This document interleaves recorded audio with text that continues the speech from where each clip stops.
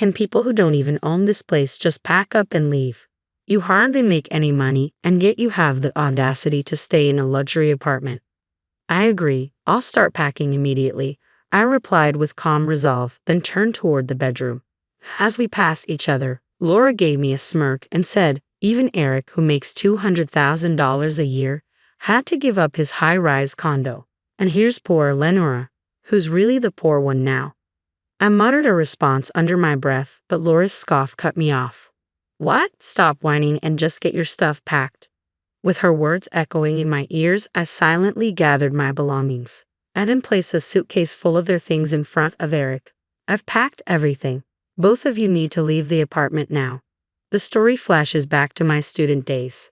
My name is Lenora, and I grew up in a family of 4 with my younger sister Laura, our parents, and me. From a young age, Laura and I were polar opposites in both appearance and personality. I was tall and reserved, while Laura was petite and effortlessly charming. My parents showered Laura with adoration, and she grew up believing that being the center of attention was the norm. Despite my superior grades, Laura always found ways to outshine me in other areas. Whenever my academic achievements were acknowledged, Laura would immediately redirect the conversation to her own popularity. Who cares about grades? Listen to this. I've been cast as the lead in the school play for the cultural festival. Everyone recommended me. My parents' eyes lit up with interest. Wow, that's fantastic. Way to go, Laura. You've always been so loved by everyone. Good communication skills are more important than studying these days, don't you think? Lenora, do you even have friends? You're always buried in books, even in middle school. Even though my parents showered me with their love, Laura seemed to take it for granted. Lenora, what would you like for your upcoming birthday? My mom asked. I'd like a winter coat, I replied. All right, we'll go shopping for it soon. As soon as Laura heard this, she chimed in. I'd like a coat for my birthday next month too. Really? Well, let's go shopping together then, Mom agreed. When the shopping trip came around, it revolved entirely around Laura's preferences. I want to shop here, she declared, pointing to a store with designs that were far too cute for my taste. I was hoping for something a bit more subdued, I suggested, trying to redirect. Oh, come on, it's too much of a hassle to visit multiple stores. Just pick something from here, Laura said, pulling me toward a rack. Lenora, try this one on, she said, holding up a coat she had picked out. I think it'll look great on you. I'm not really into it, I protested. Just try it on. It'll look good, trust me. Reluctantly, I ended up buying the coat, despite not liking the design. On our way home, Laura leaned in and whispered, I'm glad you bought it, but that coat might not suit your plain looks. Even someone like me managed to get a boyfriend in high school. As we walked, someone approached and asked, Hey Lenora, is it true you're dating the baseball team's co-captain? Yeah, I guess, I replied, a bit taken aback. A few days later, Laura proudly declared, I'm dating the captain of the baseball team now. Oh really? So, your boyfriend is the captain, and mine is just the co-captain. I guess that means I win, Laura said with a smirk. Sure, you do, I replied, trying to sound indifferent. Laura always seemed to be in competition with me, but it didn't really bother me. Despite my nonchalance, Laura's underlying hostility never faded. After I graduated from college and started working at an IT firm, Laura landed a receptionist position at a prestigious company. 2 years later, she boasted, my company is far more renowned than yours, Lenora. Even the recruiters recognize it. I'll have my pick of highly educated, high-earning men. I'm planning to marry rich and quit working. Laura spoke with an air of triumph, as if her main goal was not just to work but to secure a wealthy husband. At her company, Laura dated various men both within and outside of work, eagerly updating me on each new relationship. Don't you have a boyfriend, Lenora? She would often ask, seemingly intrigued by my lack of romantic news. I find my job fascinating right now, so I'm not too worried about having a boyfriend, I replied. Laura laughed sarcastically. That's such a cliched excuse. Lenora, with your small company, you'll never meet a decent guy. But a year later, I met Eric, and our relationship progressed swiftly. We got engaged, and when I introduced Eric to my family, Laura was taken aback. Lenora, didn't you say you didn't need a boyfriend? She asked, surprised. At the time, I really felt that way, I explained. Eric quickly stepped in to deflect the attention. Laura, love is unpredictable, you know. I'm sure a charming girl like you gets what I mean. Laura blushed at Eric's charming smile. Yes, she stammered. Then she leaned in to whisper to me, Lenora, where did you find such a handsome guy? Is he from your company? No, we don't work at the same place, I replied. I figured. There's no way someone like him would come from your company. Is he from a big name firm? His charm makes me think he's connected to some global enterprise. Laura seemed to take my vague answer as confirmation that Eric was from a prestigious company. Thanks to Eric's natural social skills, discussions about our wedding with my parents went smoothly. We decided on a small ceremony with just close friends and family. Laura, however, continued to complain. I want to meet Eric's colleagues, she said persistently. Eric and I soon settled into our newlywed life. After moving in, we invited my parents and Laura over to our new home. Laura was visibly stunned. No way, this is your new place?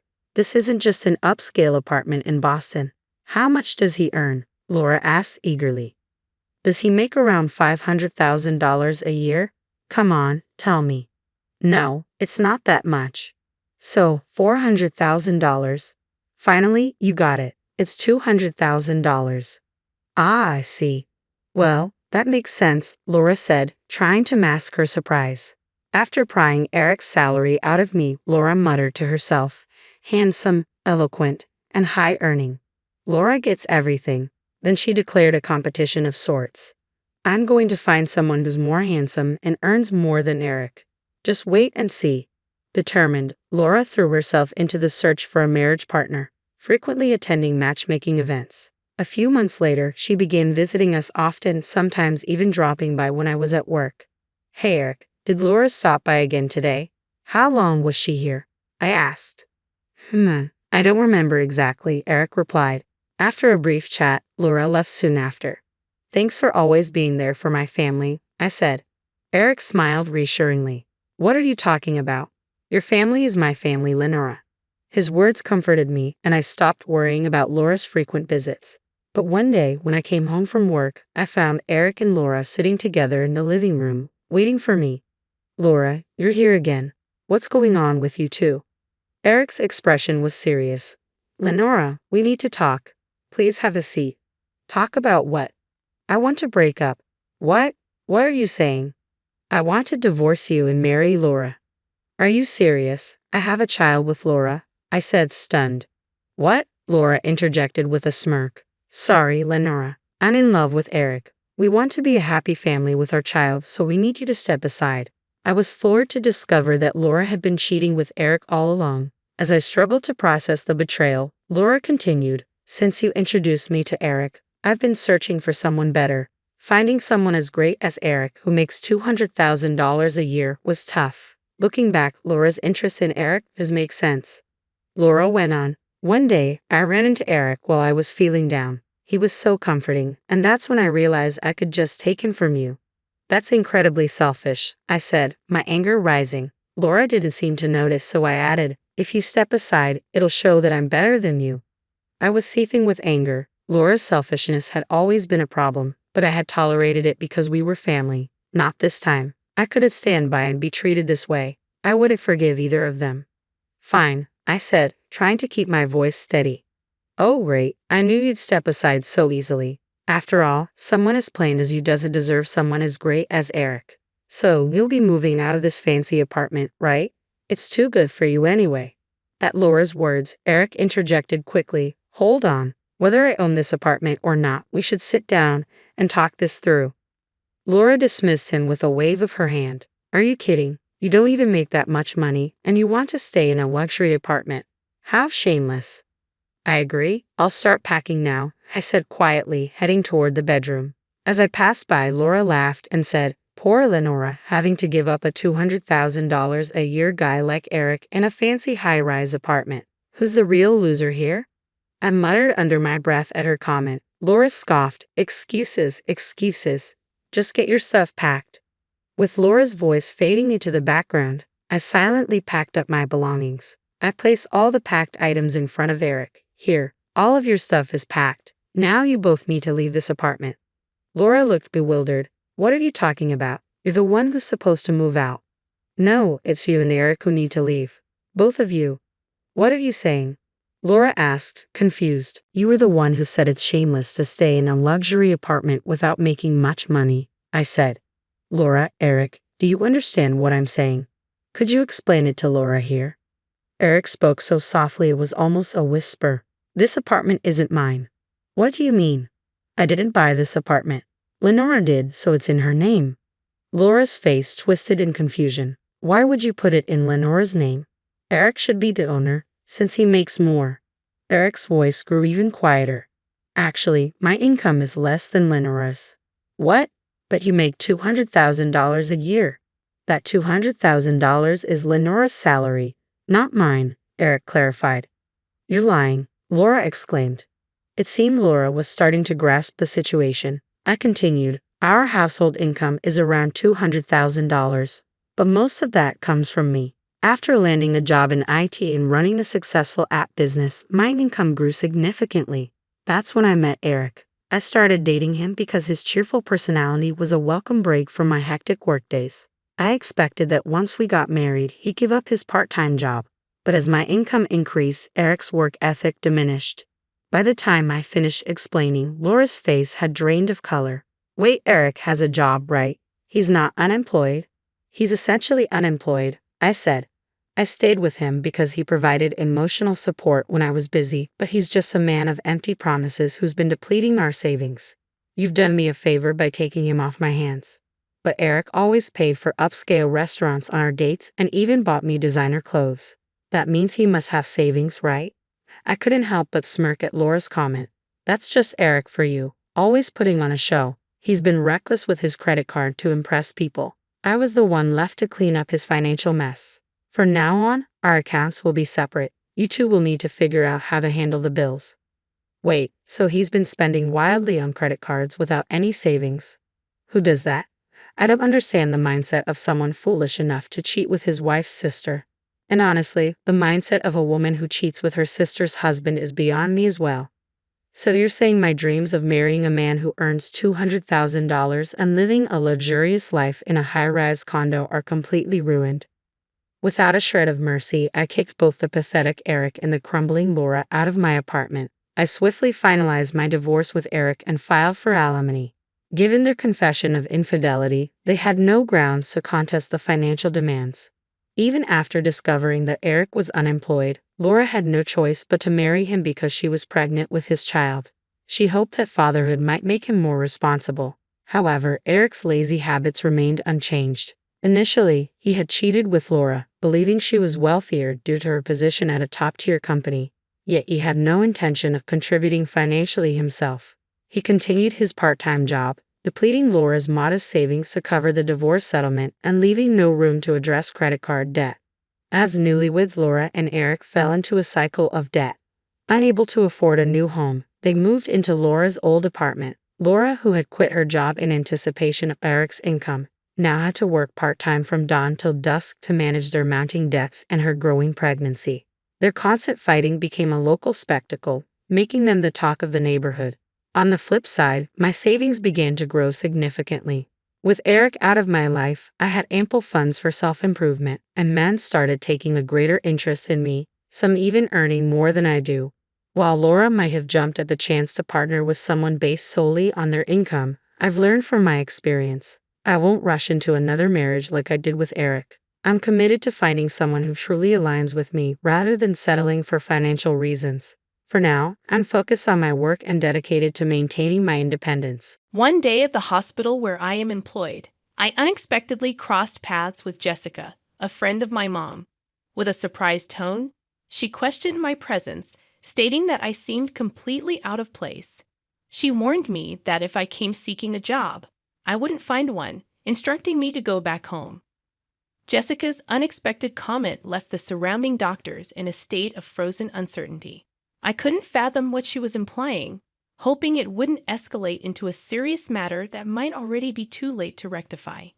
It appeared Jessica hadn't grasped that making an enemy out of me wasn't wise.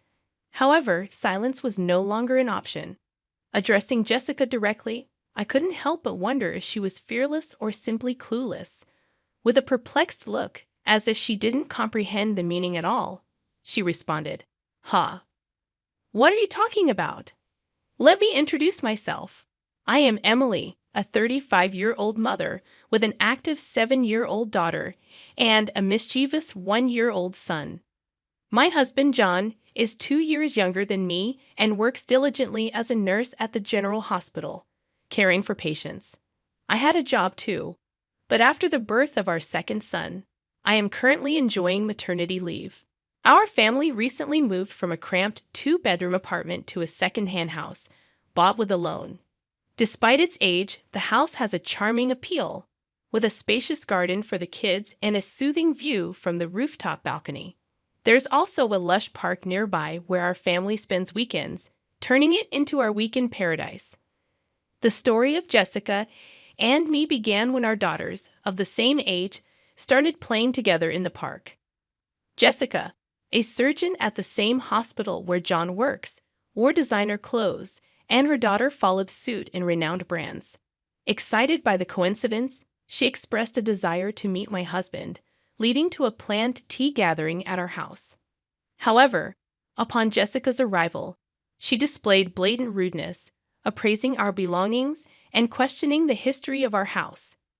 Her impertinent remarks continued during tea, questioning John's choice of being a nurse and suggesting financial instability. Each word cut deep, leaving us at a loss for words. After she left, I apologized sincerely to John for the uncomfortable experience. Concerned, I contemplated keeping some distance from Jessica in the future. John reassured me with a warm smile, suggesting that while it's good to make connections with neighborhood moms, it might be best not to get too involved with Jessica. As time passed, our family experienced new changes. After giving birth to our second son and celebrating his first birthday, I contemplated returning to work. With John's parents providing support with the kids, I found myself with some spare time at the hospital where my husband works, enjoying a hot coffee at the hospital cafe. I heard a familiar voice from behind. It was Jessica. "Oh my, isn't that Emily? It's been such a long time." "Hello, Jessica. How have you been?" "Good. What brings you here today? Are you here to see John?" I inquired. "Yes, just some errands. Maybe a job interview or something. It must be tough on just John's income, right?" Her words dripped with sarcasm, and she grinned smugly. Wanting to avoid a troublesome conversation, I responded lightly, "Well, something like that." However, Jessica continued probing with a searching gaze.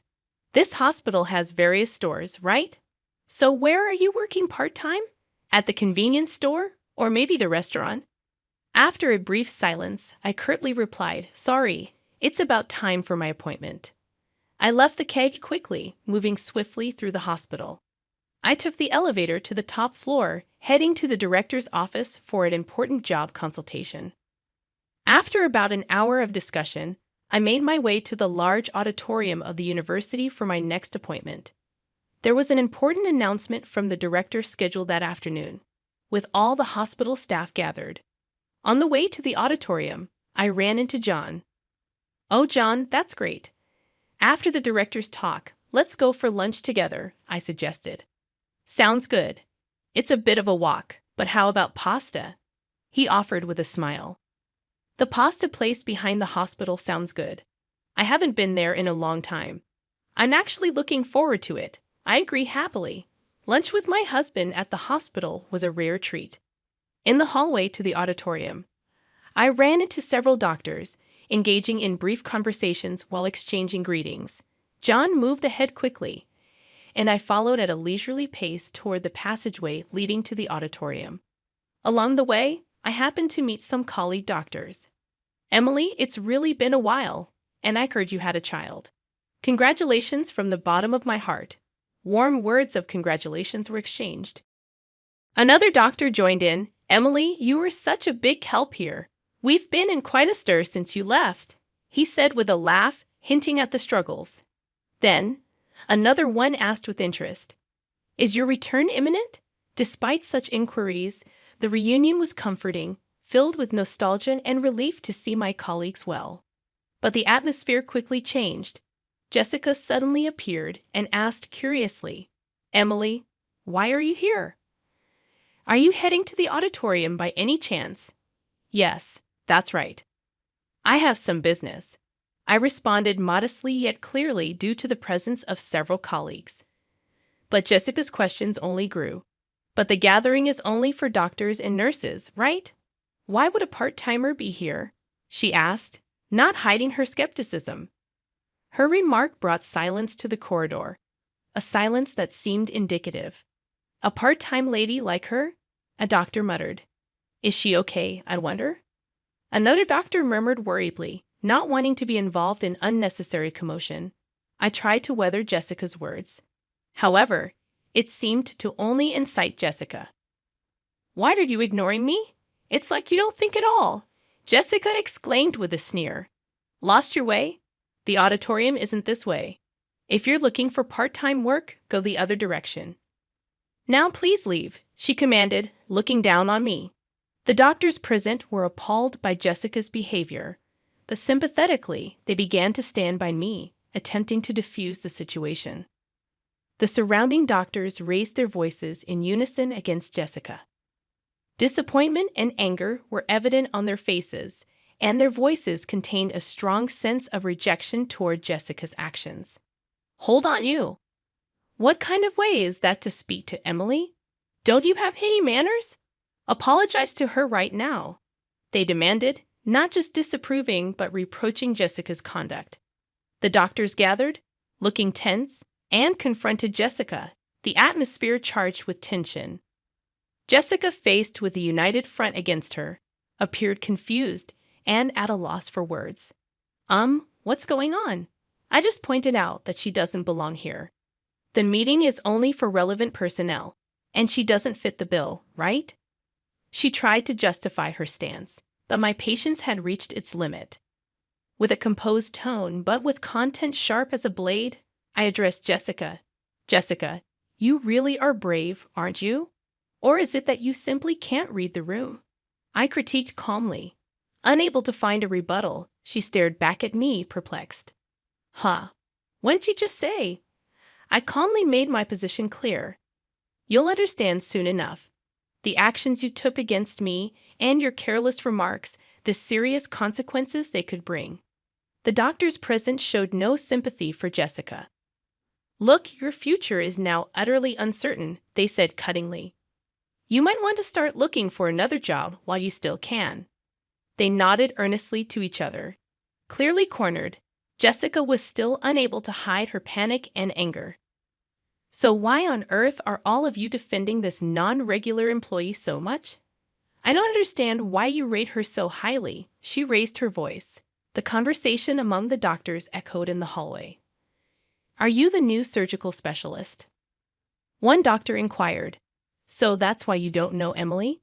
That's quite pitiful," while another added, "Jessica," with anger on her face and indignation in her tone, retorted, "Can you explain what you mean by that?" Her anger stemmed from the belief that judging people by their professional standing, regardless of their duties as a doctor, was against human dignity. The fact that someone with such values was in our workplace was deeply shocking to me, and I couldn't help but feel distrustful. Jessica seemed unaware, but in fact, I was the very person she should respect the most. The other doctors completely ignored Jessica's questions and left her with cold stares, quietly leaving the scene. Then I stated calmly, "Well, Jessica, we can talk more about this later. You may find my husband's position as a nurse pitiable, but no matter how hard you try, you can never be like John. Besides, the fact that you find meaning in competing shows a great misunderstanding on your part." Jessica became flustered. "Wait a minute. Who on earth are you? You're not just a part-timer, are you?"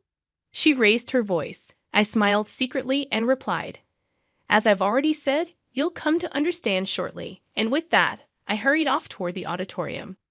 As I entered the auditorium, a large number of doctors had already gathered, and the director stood in front of the screen. "Thank you all for gathering here during your busy schedules. Today, I would like to discuss the future direction of our hospital," he began and then proceeded to make an important announcement, Seeing John in the crowd, he approached me and whispered, "Emily, good timing.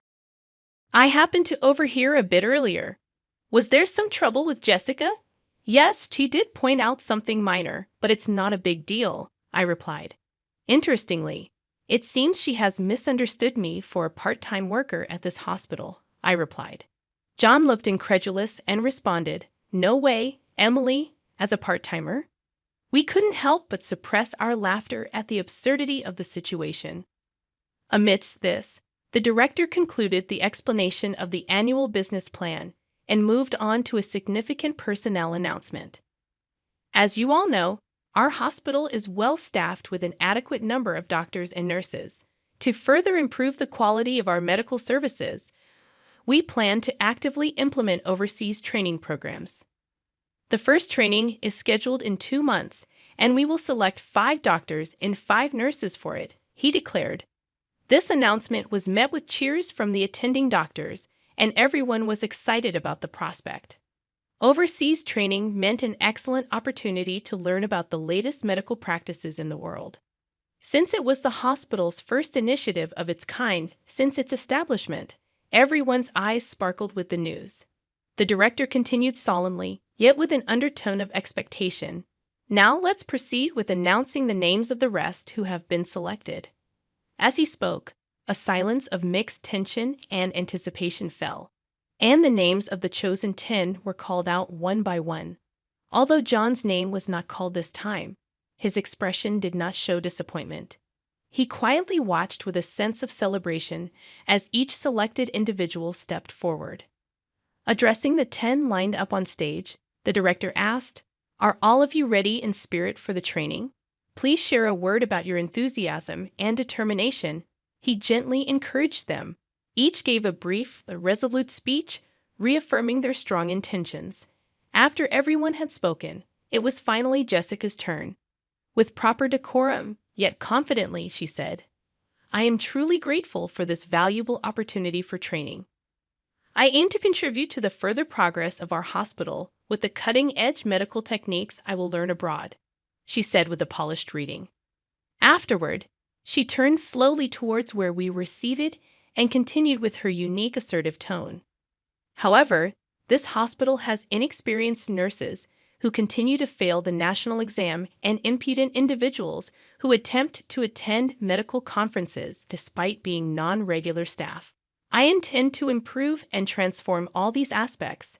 Jessica's provocative declaration changed the atmosphere of the venue, and the looks directed at her turned icy. Her words highlighted the hospital's tensions and how dangerous youthful overconfidence can be, especially the director's sharp gaze seemed to freeze the room, adding significant weight to the situation. The director, maintaining his composure, asked, "Jessica, that was about those 2 sitting there, wasn't it?" His smile was calm yet did not reach his eyes. "You said there were unsuitable people mingled in here, right?" Confidently nodding, she answered, "Yes, exactly. There are those unfit for this noble assembly," she answered with conviction, remaining composed.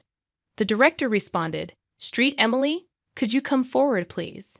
With this unexpected invitation, I, who had been merely an observer, suddenly found myself at the center of attention.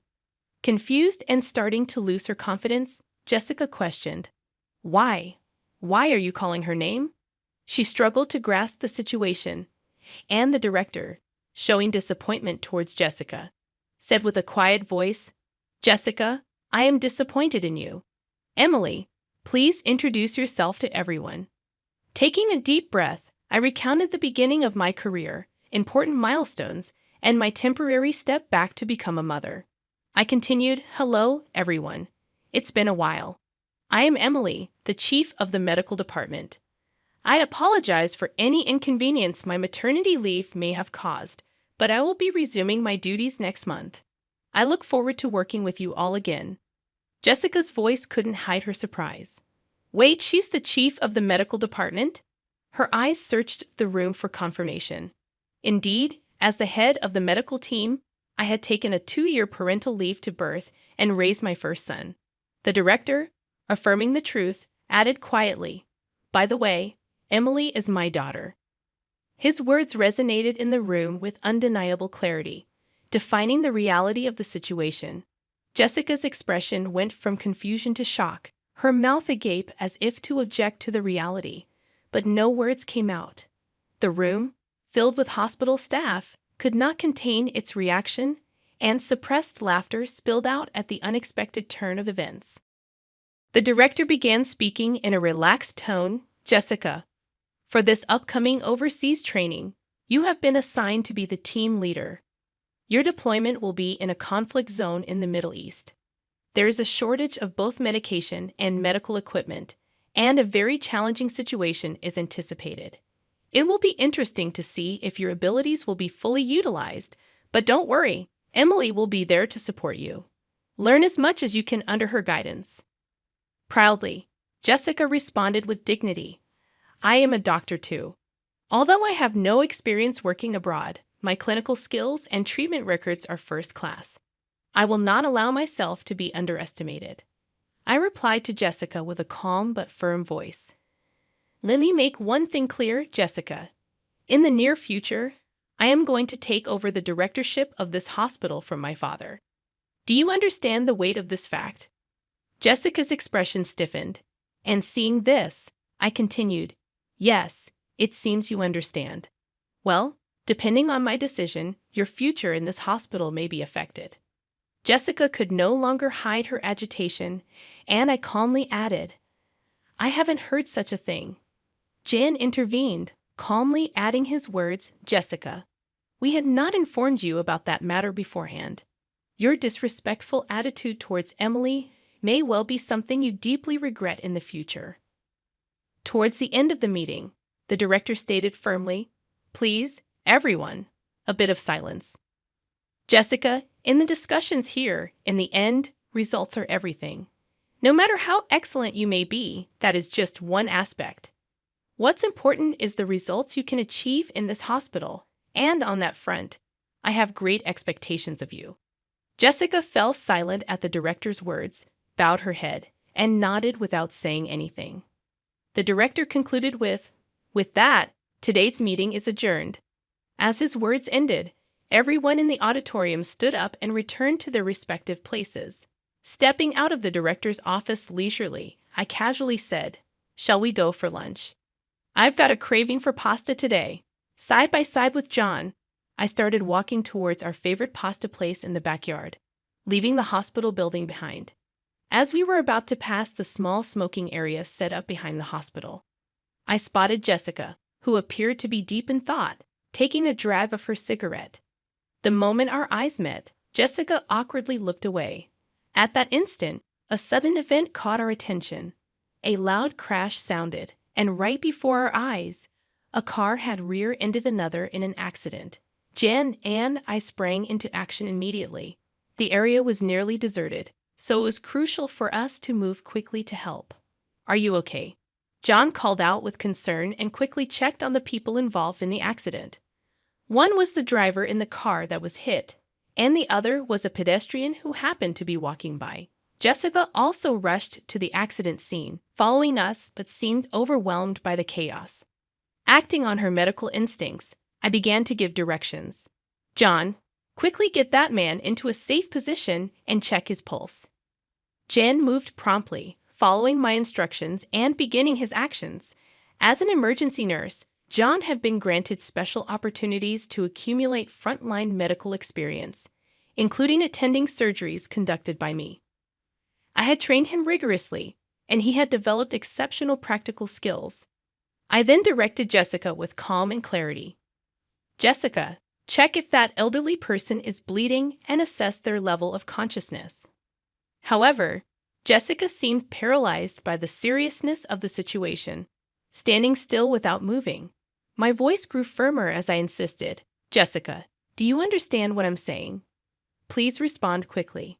Her voice had a hint of tension as Jessica replied, yes. What should I do? Her panic was evident, and instead of helping, it seemed to add to the confusion at the scene. I rebuked Jessica firmly yet patiently. Don't you know what to do in an emergency? I doubt you're even a surgeon. Jessica responded with an attitude that could be perceived as anger, saying, "That's not true. There's nothing I can't do." However, her actions, though active, clearly lacked effective measures, and she was just bustling about the scene. I then looked to John. "John, could you measure that elderly person's blood pressure and make sure there's no bleeding?" I gave the orders with composure. John promptly replied, "Understood," and began to prepare for controlling the situation. The accident scene began to regain some order with a swift response from me and Jan. John spoke to Jessica with an unusual sternness. "Jessica, come over here and help," he directed. Jessica complained. "What do you mean? A nurse asking for such a thing?" But John cut her off. "This is no place for someone who can't do anything. If you're not going to be of help in this critical moment where lives are at stake, please step back," he said decisively. Jessica was at a loss for words and stepped back from the scene silently. John reviewed the situation and reported to me, "The vitals are stable, but there might be internal damage. We should conduct a thorough examination as soon as possible." As professionals, they demonstrated readiness to collaborate with other medical staff around them, doing their best for the patients. I directed the response with a steady demeanor. "Let's begin the procedures then. The driver over there seems to be disoriented, but I don't see any serious symptoms. Let's move him out of here." I then turned to Jessica. "Could you please call an ambulance on your cell phone?" Despite my words, Jessica stood frozen, unable to move. I addressed Jessica with suspicion. "Jessica, I'm speaking to you. Do you hear me?" Jessica seemed confused, hesitatingly murmuring, What's the number for the ambulance again?" Jan intervened. "Just give me that phone." He stepped in and took over, arranging for the ambulance. About 5 minutes later, police and fire department personnel arrived, and the once chaotic accident scene started to be sorted out gradually. People gathered, including doctors, department heads, medical students, and even professors. But without being disturbed by this, I spoke to Jessica with calm and stern emphasis on the gravity of the situation. "To be frank, Jessica, your actions earlier were more of a hindrance than a help. What exactly can you say you've accomplished?" I posed the direct question. Jessica was silent, unable to answer. In the medical field, every minute, every second can determine the outcome. This is not a place to protect your ego.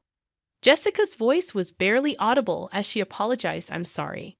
The crowd at the accident scene quietly observed their exchange, and the director himself was also present.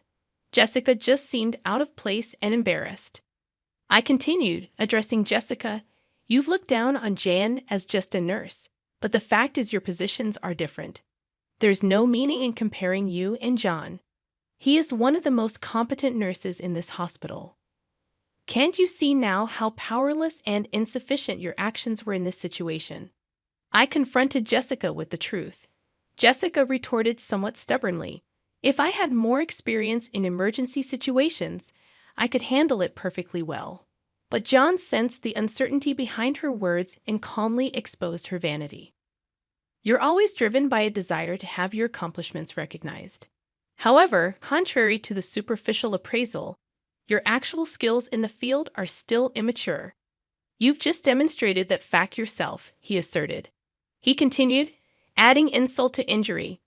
"You say you'll gain experience in emergency treatment in the future, but this moment is also a practical situation. Given your current state, it's unlikely you'll have further opportunities to experience the field in the future."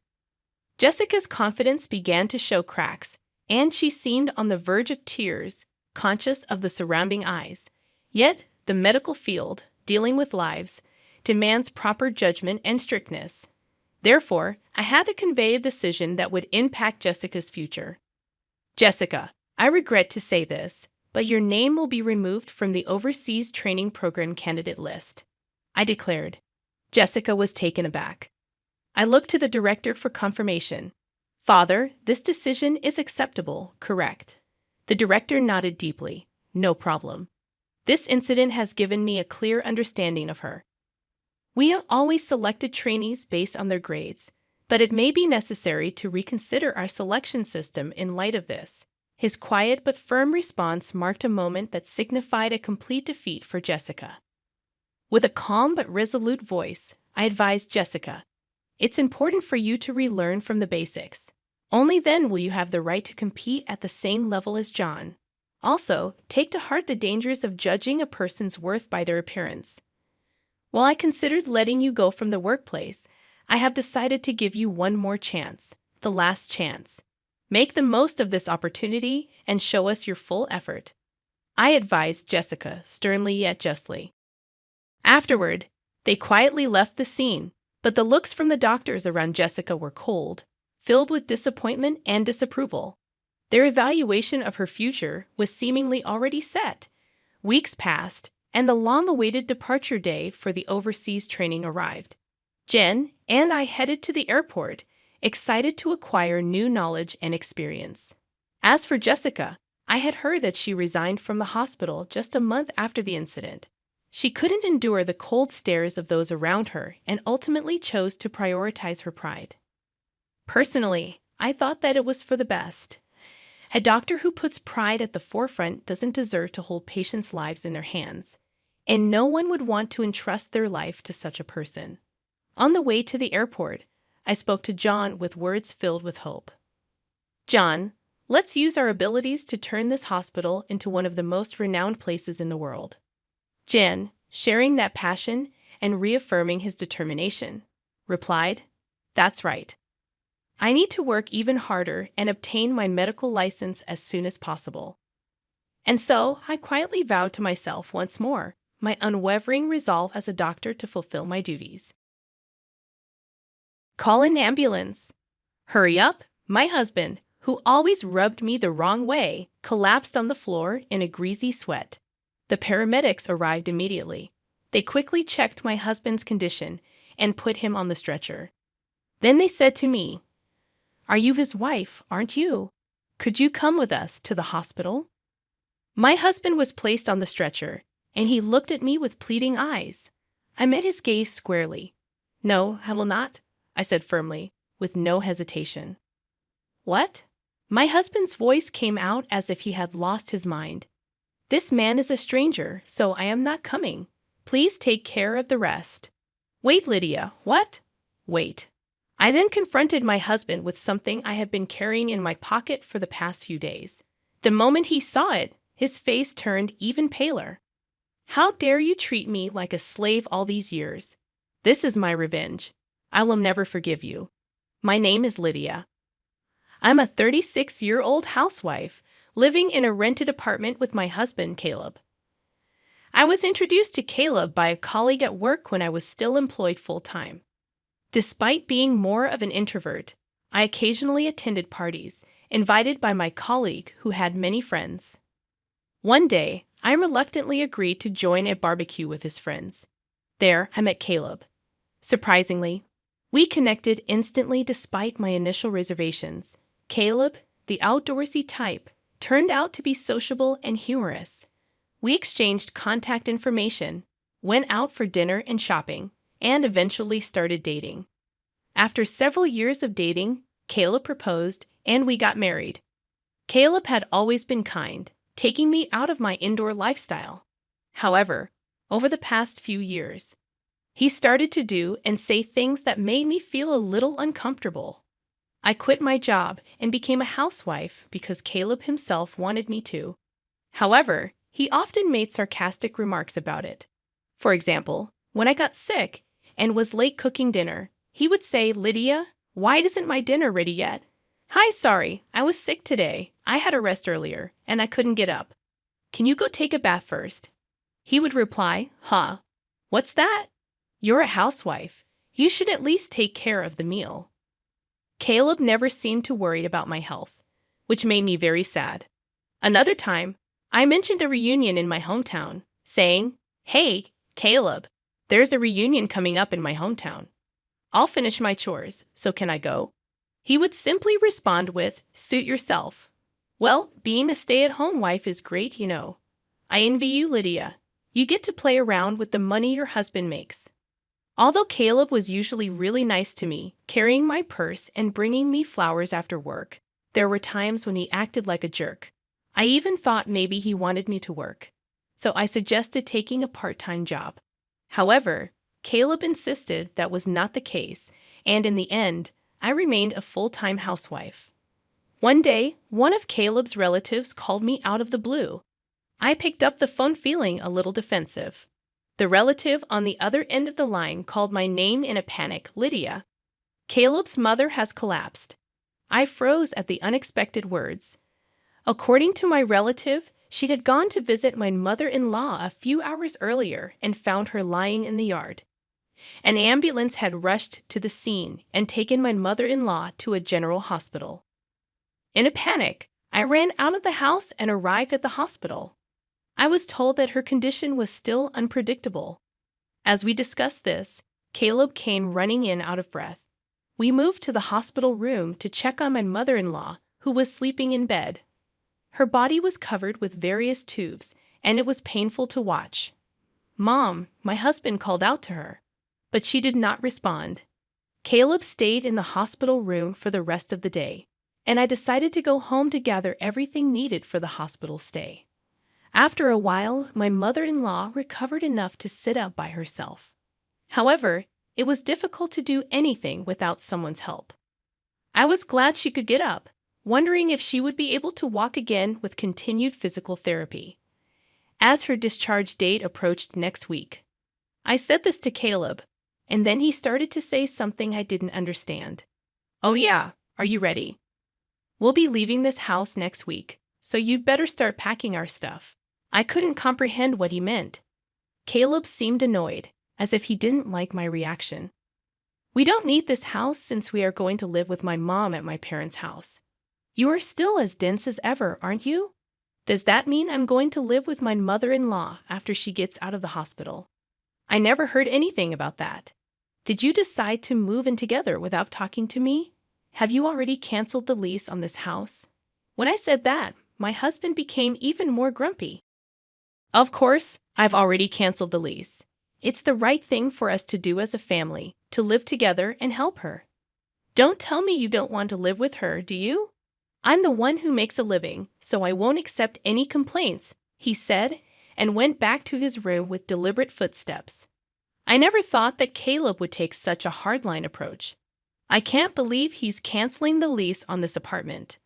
I have no choice but to move out. I know he is worried about his mother, but this is too much. I sighed deeply. A few days passed, and suddenly I was living with my mother-in-law. I had never been a caregiver before, so everything was new to me. I had to spend most of my day feeding, bathing, and toileting for my mother-in-law. She didn't want me to take care of her, and she hardly communicated with me. Furthermore, when I tried to talk to her, she would hide in bed, saying she was in pain. When my mother-in-law was healthy, we didn't have a bad relationship. In fact, we sometimes exchanged delicious-looking snacks we found at the department store. Perhaps she was too frail to care for others. On the other hand, my husband Caleb, who had forced us to move in together, rarely came home. After work, he would go out for drinks and come home in the morning. Even on his days off, he would find some reason to go out. When he came home, all he did was play video games in his room. I decided to talk to Caleb while he was playing games. "I know you can't avoid working overtime or drinking with your colleagues, but can't you at least help me take care of your mother when you're at home? Or I would like you to help me with the housework." I said this, and Caleb replied without looking away from the screen. "What are you being so naive about? Housework and caregiving are both your jobs. I'm tired from working, you know. Oh, I'm almost out of coffee. Go make me some and clean this room, okay?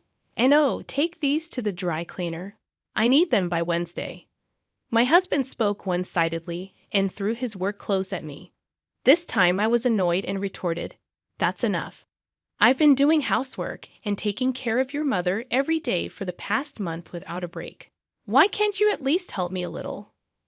Caleb then slammed the game controller down on the desk, stood up with a mighty thud, and said, "How dare you talk to me like that?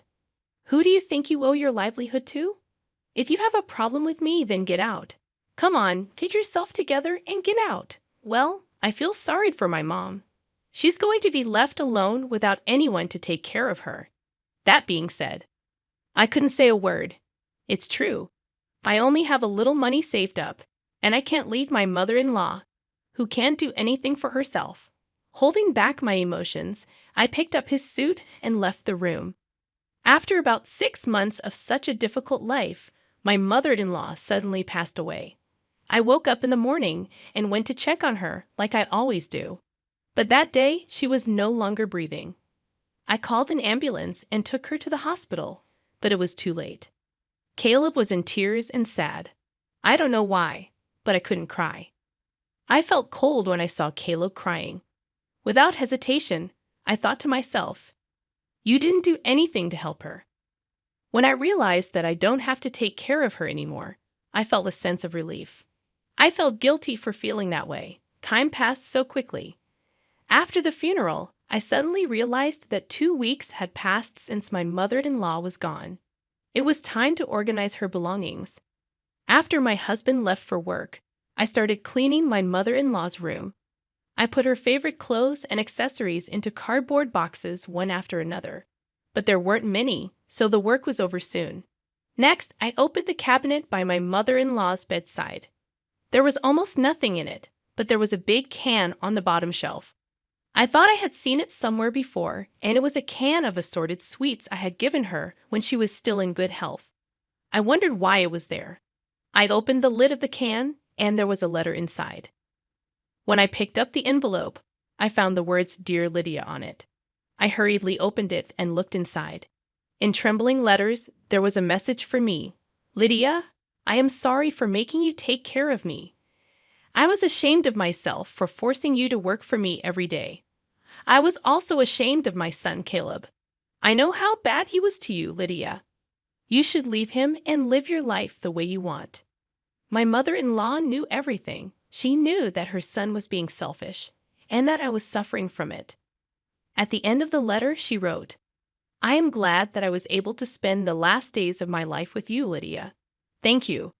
At that moment, I cried for the first time since my mother-in-law passed away. It was as if everything I had been holding back was flowing out of me.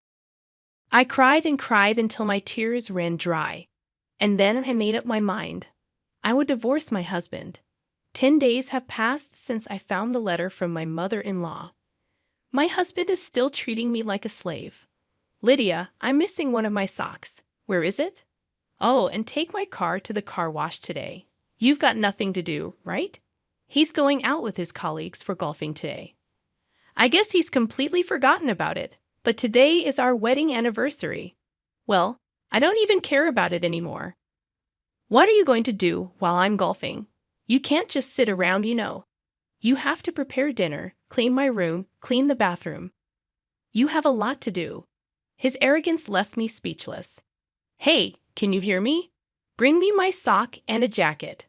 Hurry up, or I'll be late. At that moment, Caleb fell to the floor, clutching his stomach. He was in pain and sweating. He told me to call an ambulance, as if he was trying to squeeze out the worst. I froze at the sadness of the situation, and my husband yelled at me, Hurry up, you're really useless. Can't you even call an ambulance?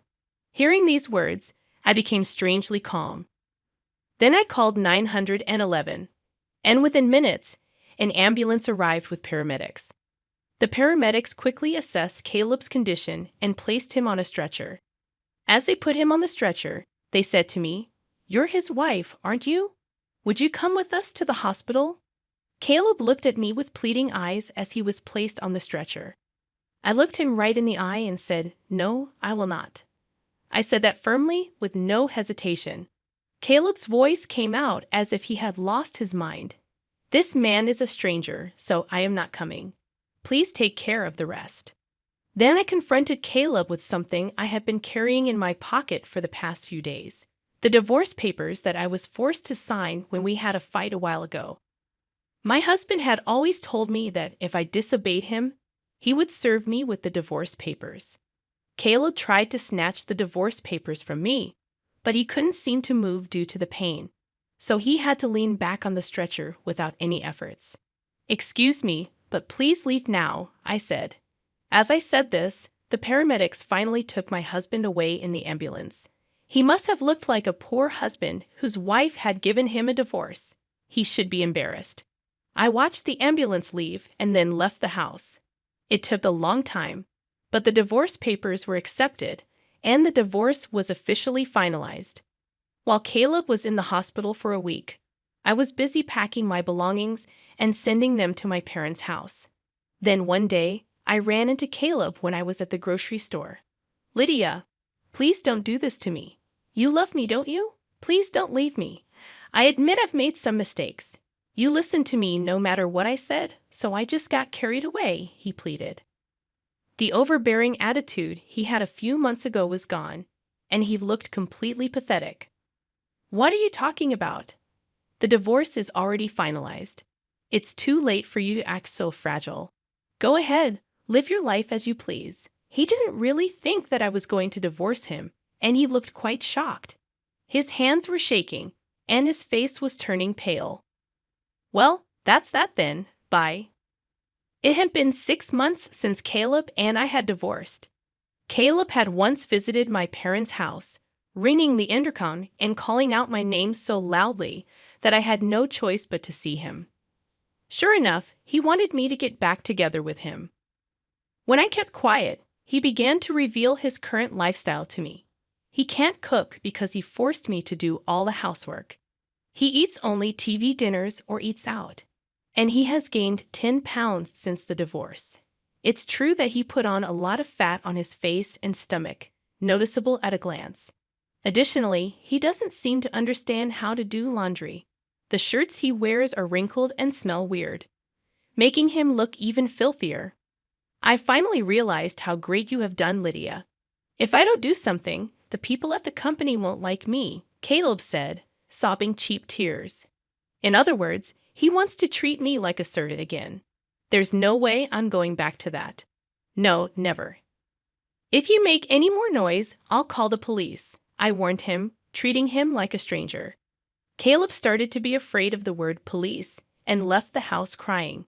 I'm sure he wouldn't get involved anymore. I hope so. My ex-husband seemed to be leading a very inconvenient life. On the other hand, I was leading a fairly comfortable life.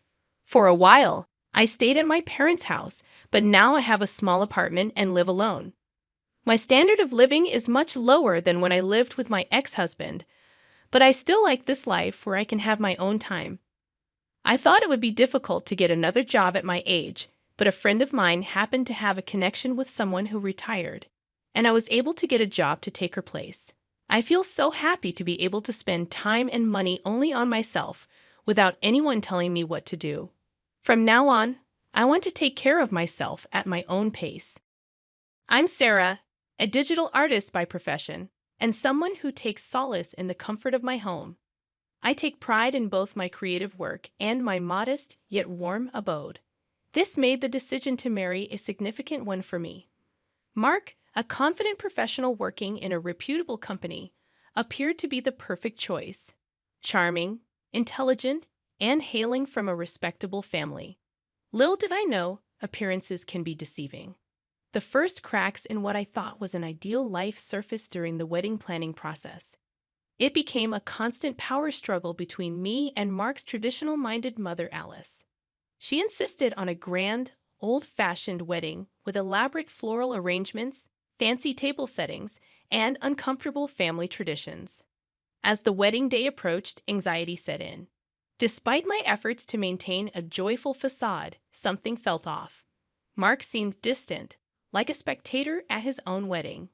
However, what truly stung was Alice's behavior.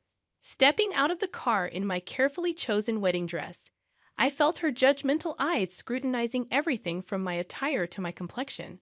In a cold tone, she criticized my dress, leaving me embarrassed. Mark remained silent, failing to defend me. As the day unfolded, Alice became determined to find fault in every detail: the music, the food, and even my 12-year-old sister's table manners. Attempting to intervene and defend my sister only led to Alice asserting that discipline starts young, as if I needed correction. During the toast, Alice couldn't conceal her disapproval, offering wishes for a joy-filled life that her eyes betrayed as insincere. Looking to Mark for support, I found none. He avoided my gaze, making me realize that the love we spoke of may have been a facade. It became clear that I was alone in this marriage, caught between a husband unwilling to stand by me and a mother-in-law determined to make my life miserable. Our wedding day, meant to mark the beginning of a happy life together, felt more like the opening chapter of a somber tale as we departed for our honeymoon.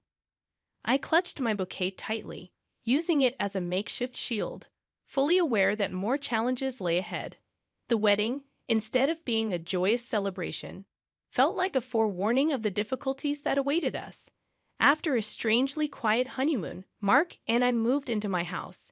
Initially excited about the prospect of married life filled with love and happiness, my optimism waned when I realized that Alice, Mark's mother, considered my home a territory she needed to control. Within a few weeks of our marriage, Alice started making unannounced visits, asserting herself as if she owned the place. Each visit was rife with criticism and passive-aggressive comments, turning my once peaceful home into a battleground. One evening, I eagerly prepared dinner using a new recipe I had found online, hoping to share it with Mark. However, when Alice saw it, she wrinkled her nose and insulted my cooking skills. Despite my attempts to explain, she mocked me, and to my dismay, Mark sided with her.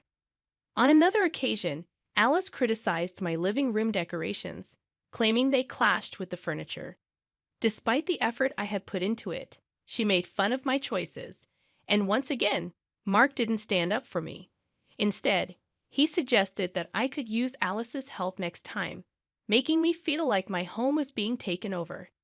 The painful realization struck me that the man who promised to support me not only allowed this emotional harm, but also joined in. Feeling utterly alone, I couldn't comprehend the depth of the isolation I experienced. Both Mark and Alice seemed determined to disrupt the peace I had cherished in my home. Hoping for improvement, I longed for Mark's support, and I naively believed that Alice might grow tired of bitterness. However, my hopes were shattered when one evening, Alice arrived at our door with bags and boxes, declaring that she was moving in with us. Shocked, I questioned Mark about this decision, but he seemed fine with it. As Alice began unpacking, treating her move as a final decision, I pulled Mark aside, my hands shaking with a mix of anger and disbelief. I expressed to him that it simply couldn't happen. Our marriage was already strained, and Alice moving in would only exacerbate the situation. Mark sided with his mother, insisting that we needed to adjust to her presence.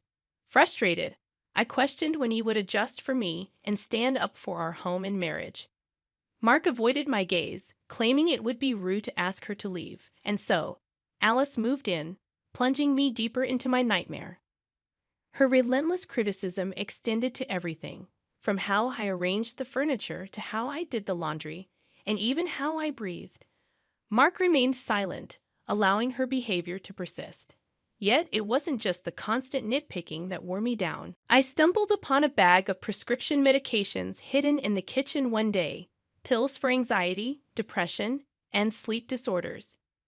When I confronted Alice about it, she became angry, asserting that I had no right to snoop around. Mark sided with her, claiming they were her private matters. It was a colossal betrayal, leaving me feeling numb. It became evident that Alice wasn't merely a difficult mother-in-law. She was akin to a predator, dismantling my defenses and seizing control of my life. Mark wasn't just distant or uninterested. He was part of the problem, contributing to the destruction of our marriage. In that moment, as I witnessed Alice's smug smile and Mark avoiding my gaze, I made a pivotal decision. I refused to be a passive spectator to this tragedy unfolding before me. It was time to take charge of my life, even if it meant distancing myself from those who were supposed to be my family. However, fate had another surprise in store for me, pushing me to finally put an end to the act my life had become. After Alice unexpectedly moved into my home, my life transformed into a never-ending nightmare.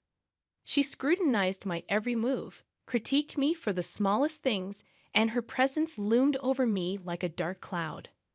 Personal attacks became the norm, insulting my love, looks, intelligence, and even questioning my abilities as a spouse.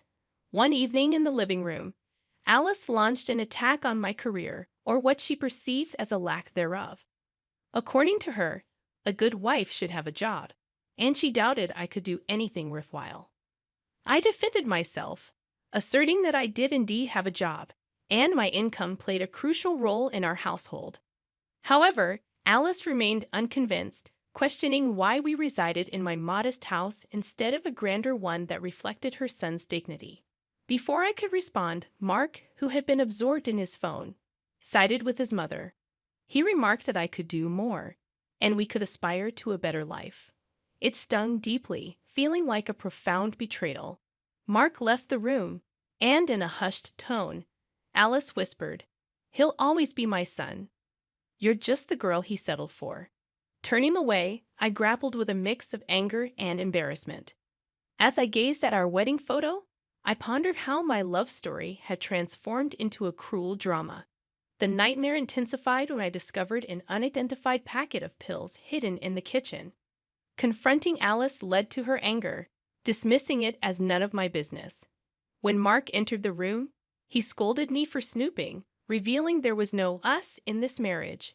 Mark wasn't merely failing to protect me, he was taking Alice's side. I felt like a stranger in my own home, suffocating under their combined disapproval. Yet their actions fueled my determination not to be broken. I would endure this nightmare. Then, an unexpected opportunity arose. Mark's friend Jake invited us to a party, and despite my reservations, I was coerced into attending. The request felt more like an order, and we found ourselves at Jake's lavish house. The party offered a stark contrast to the tense atmosphere at home, providing a temporary escape from Alice's grip and the strained relationship with Mark. Laughter filled the air, music played, and for a brief moment, I could almost forget the daily battles and criticisms. As the evening unfolded, I found myself conversing with Jake, Mark's friend, and the host of the party. Jake's friendly and approachable demeanor sharply contrasted with Alice's cold judgment. We discussed various topics, and engaging in a conversation free from criticisms and insults felt refreshing. Jake suggested a party game, a welcome change from the toxic atmosphere at home, and I hesitantly agreed.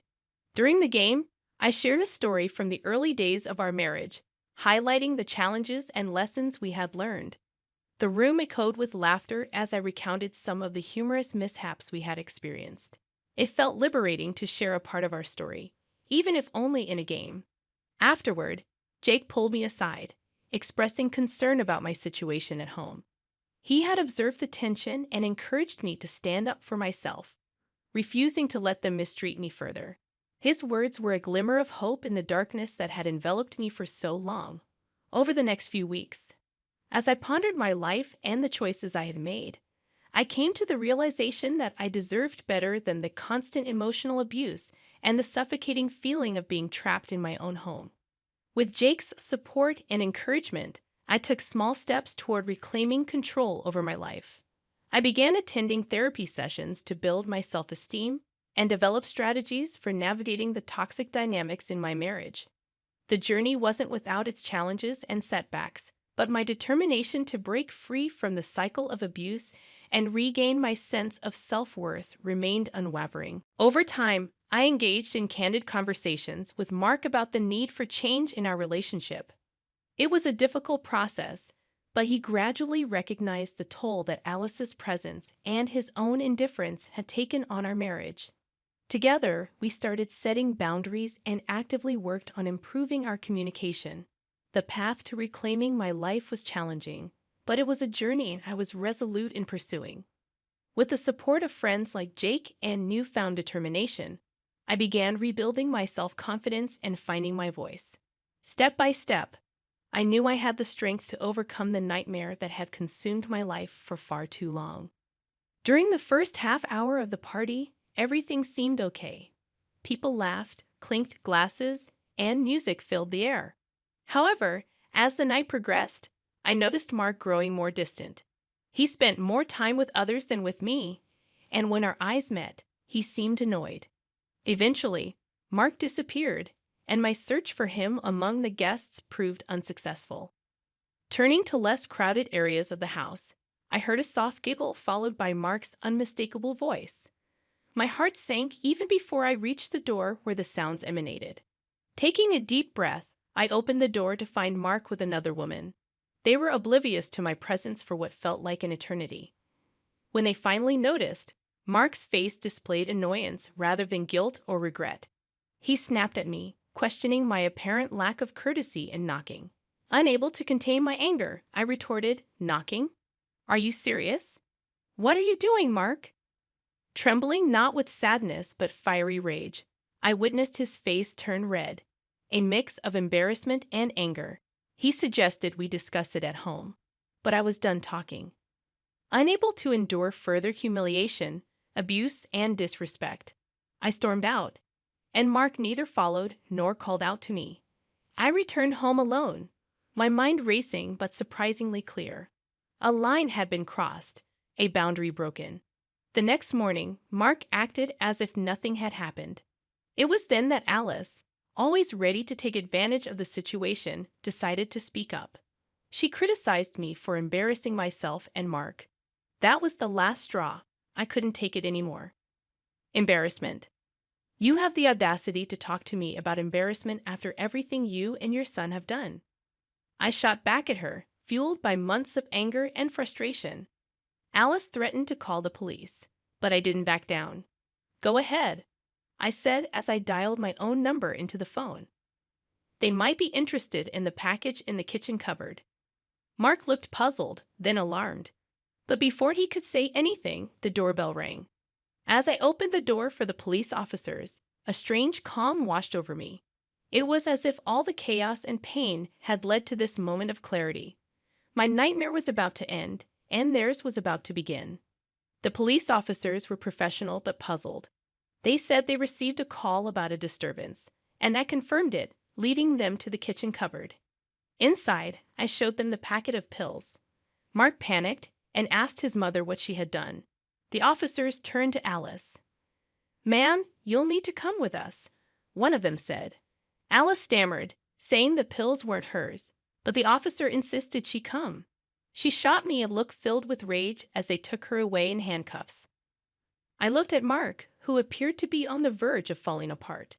"Is this what you wanted, Sarah? To break up this family?" he asked. I couldn't believe it. "Destroy this family?" I repeated, surprised. "Mark, you and your mom ruined this family long before today. You cheated on me, belittled me, and let your mom mistreat me in my own home. The damage was your doing, not mine." He stared at me, his eyes narrowing. "So what now? Do you want a divorce?" he asked. I replied firmly, "For the first time, Mark, it's not about what you or your mom want. It's about what I deserve, and yes, I deserve better than this fake marriage." Within weeks, we started divorce proceedings. It wasn't easy, but it was necessary. During the trial, both Mark and Alice faced consequences. Mark was revealed as someone who enabled his mom's behavior, and Alice received a 5-year prison sentence for having illegal substances. Sitting in the courtroom, I felt a mix of emotions. Victory, yes, but also a deep sadness for what our family could have been. Mark avoided my gaze, and I realized the man I had married was a stranger. But I was finally free. Leaving the courtroom, I walked into the sunlight and understood that this was not just an ending but also a new beginning. In the years that followed, I focused on rediscovering myself and healing. Though the scars remained, they reminded me of my own strength, resilience, and self-worth. The nightmare was over, and the lessons I learned would stay with me for life. I had faced the worst and survived, emerging as a woman who would never again settle for anything less than what she deserved. After the somber funeral for my father, a prominent shareholder, my brother-in-law caught us off guard by raising the delicate topic of inheritance. The focus shifted to stocks and a substantial $5 million bequest, confidently asserting that my wife, the eldest daughter, and my sister was set to inherit this windfall. The revelation initially filled her with joy at the prospect of a significant inheritance. However, their excitement was short-lived when the family lawyer delivered the disheartening news that my brother-in-law had no legitimate claim to the inheritance. I, Greg Johnson, a 42-year-old office worker, reflected on my father's vibrant life, despite his age of 78. He remained full of vitality, actively engaged in his work. My older sister, a perpetual source of trouble, led a carefree life, causing continuous worry for our parents. In her middle age, she introduced Aaron Corner, a man she intended to marry. Despite his youth and handsomeness, I couldn't warm up to him due to his demeanor. My sister demanded that our father finance her wedding, swiftly depleting the funds and unapologetically seeking more. A year after her marriage, tragedy struck. Our father collapsed while playing golf and passed away a few days later. Overwhelmed by grief, I found myself struggling with the funeral preparations, with no assistance from my sister. After the funeral, a lawyer visited our home to discuss the inheritance outlined in my father's will. While my mother and I were already aware of its contents, my sister and brother-in-law were oblivious until then. They shockingly claimed that the stocks and the $5 million inheritance should go to my wife. Stunned and speechless, my mother and I were taken aback. The lawyer corrected them, revealing that my brother-in-law had no right to inherit. Surprised and disappointed, my sister and her husband expressed disbelief and shock. The lawyer dropped another bombshell. My sister and I did not share the same father. This revelation left my sister furious, demanding an explanation from our mother, who wore an indescribable expression. The long-held family secret had finally come to light, leaving my sister shaken and seeking answers. "I'm sorry," our mother managed to say amidst the shaking emotions. "You are the child of my previous husband." Since childhood, my sister had teased me, claiming that Dad loved her more. Now faced with the truth, she seemed unable to accept it. However, she quickly shifted her stance, suggesting that if she was adopted, she would still have inheritance rights. Aaron chimed in, agreeing with her, yet our mother firmly denied any adoption, causing disbelief. "I'm the eldest daughter, and even Dad said so," my sister angrily declared, glaring at me in response. I felt my anger intensifying as I countered my sister's insatiable desire for more, despite the considerable amount of money our dad had already given her. My brother-in-law chimed in, supporting her claim and stating that it's natural to spend money on one's daughter. However, the lawyer intervened, drawing attention to the questionable spending, including debt repayment, and suggested reviewing the will. My sister panicked, claiming ignorance about any will. It turned out that our father had wanted to discuss and decide the contents with the family, but she had skipped it for frivolous reasons. When the lawyer proposed reviewing the will, my sister and her husband reluctantly agreed. The will clearly stated the transfer of property to my mother and me, explaining why my sister was not adopted. Her mistreatment of me and reckless spending had disappointed our father, realizing she had no right to the inheritance. My sister was visibly shocked, and her brother-in-law, who had initially supported her, suddenly changed his tune, accusing her of lying and abruptly leaving the room. In her anger, my sister blamed our mother for not asking to have her adopted, claiming it was unfair that only Mom received the inheritance. Frustrated, she cried and screamed, expressing her disappointment. Despite my sister's outrageous behavior, the lawyer remained calm, explaining that as the biological son, I had the right to receive it all. Before things escalated further, he warned that the police might need to be involved if the situation continued. My sister appeared startled by the mention of the police, given her history of repeated theft. As my mother spoke tearfully to her, she clicked her tongue and left the room. Half a year passed, and the inheritance proceedings were completed without issue. Despite some grumbling from my sister and brother-in-law, they couldn't stand against the lawyer's efficiency.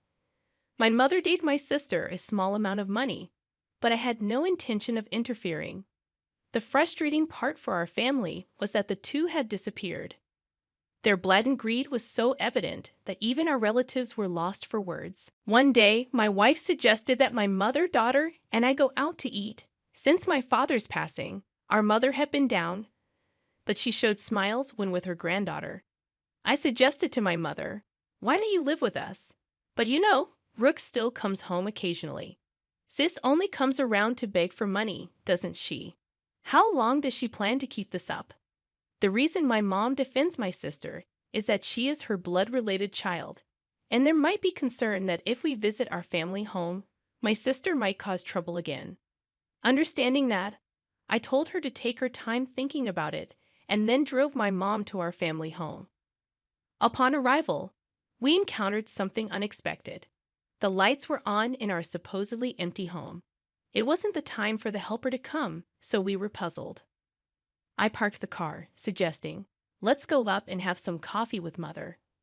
We got out of the car and headed to the entrance, but the moment we approached the door, a car came rushing in. "Mom, watch out." Hearing my daughter ahead of me, I shielded my wife with my body. The car just grazed me, and I managed to dodge it, but I collided with a nearby flower bed, injuring myself badly. The car stopped after hitting the garage door. "Are you okay, Dad?" My wife and daughter rushed over, supporting me. Mother was trembling in shock at the sudden event. Understandably, from that moment on, a day of turmoil began. I was taken to the hospital by ambulance and had to be hospitalized briefly. Later, I heard that Aaron Warner, my brother-in-law, was driving the car. According to the police, he explained that he mistook the accelerator for the brake. However, I had my doubts about that story. Amidst all of this, my sister and mother visited me in the hospital.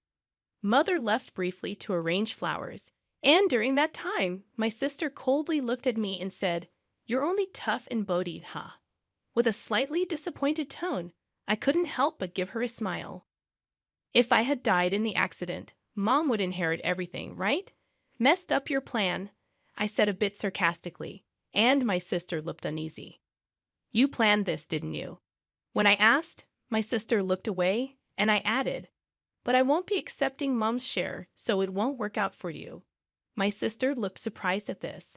She probably thought I would naturally accept it. I have a wife and kids, so I passed the inheritance to them. It's not strange for the head of the family to think that way. Even so, I've made a will early, like Dad did. My sister was taken aback at this. "What? So that means—" "Yeah, unfortunately, my share of the inheritance won't go to Mom." My sister stared at me, then began to shake with anger. "There's $5 million, right? You could at least share a bit."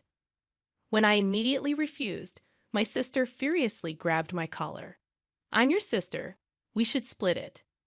Whether it was the amount of the inheritance that drove her mad, she continued to scream in a very aggressive voice. I felt pity for my sister. It's that greedy attitude that disappointed Dad. Don't you get it? My sister's face turned even redder, and she grabbed my neck. "Bro, stop it." Mother, who had just returned, scolded her loudly. Then the nurses, called by the nurses' call button, arrived and escorted my sister out of the room. Mother seemed to want to protect my sister, but my sister had lashed out at her too. As she left, she asked, "Why did she turn out like this?" Hearing Mother say this sadly, I felt a pain in my heart. Later, Mother's health deteriorated, and she fell off, gradually weakening. My wife and I started visiting the family home more frequently to support her, but this seemed to upset my sister. Probably she encountered my wife when coming to ask for money or heard about it from Mother. One day, my sister called my cell phone. "From now on, we will take care of Mom. You guys don't need to come. Watch this." All of a sudden, however, my sister wasn't listening and said, "We've already decided," before hanging up. My wife told me she had been turned away by my sister. Too concerned about how my sister, who had no experience in household chores or living, would manage, I quickly contacted Mother. To my surprise, I found out that my brother-in-law had experience in caregiving. Mother was still independent, not yet in a worrying state. This reassured me. However, within just a month, Mother was rushed to the hospital in an ambulance. It was said to be due to a medication dosage error. When we rushed to the hospital, Mother was shockingly weak. The doctors also seemed puzzled by her condition. I couldn't recall such a mistake ever happening before. Leaving my wife to care for Mother, I went to our family home, which was in a terrible state. Despite my mother's love for cooking, the usually well-stocked fridge was shockingly empty. Even the helper had been swiftly dismissed. Feeling ashamed of trusting my sister even a little, anger surged within me. Checking the safe where valuables were kept, I discovered a large amount of money missing from Mother's passbook.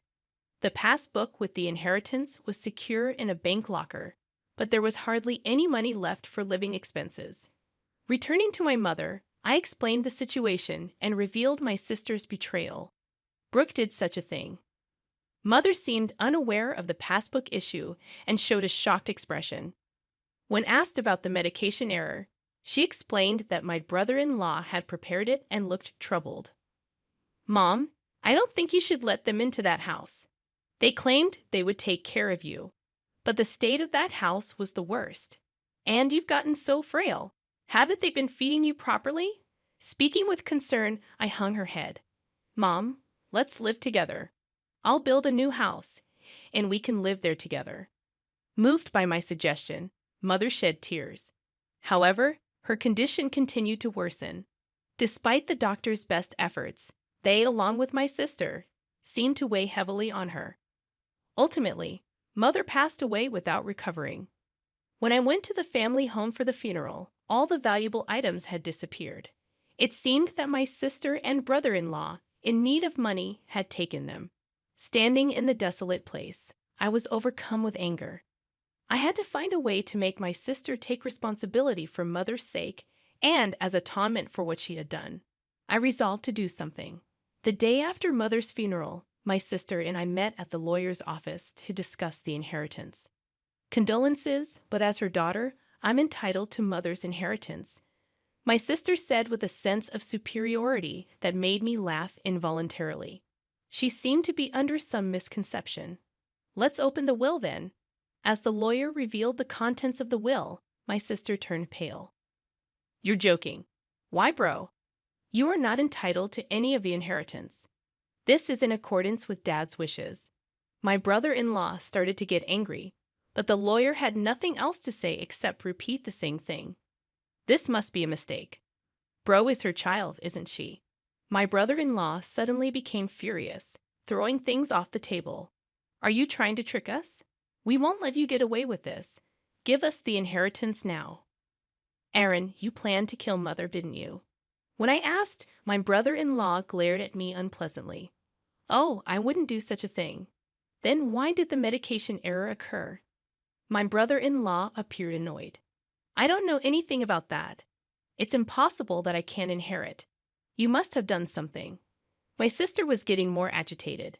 Now I'm even behind on my condo payments. I was shocked. She hadn't rushed to Mother's side after hearing of her death because she was busy with such matters, hoping for the inheritance. Really, there's nothing left. My sister pressed the lawyer. That seems to be the case. Let me explain in detail. The lawyer explained the details of the inheritance. Ultimately, after deducting what my sister had withdrawn and sold, there was hardly anything left for her to inherit. My sister held her head in dismay. I had discussed this in advance with the lawyer. I found satisfaction with the outcome. Stop joking. There can't be so little. My mother and I hadn't told my sister, but most of Mother's property had already been distributed to my children, her grandchildren. Therefore, there was already little left to inherit. However, my sister kept murmuring her dissatisfaction.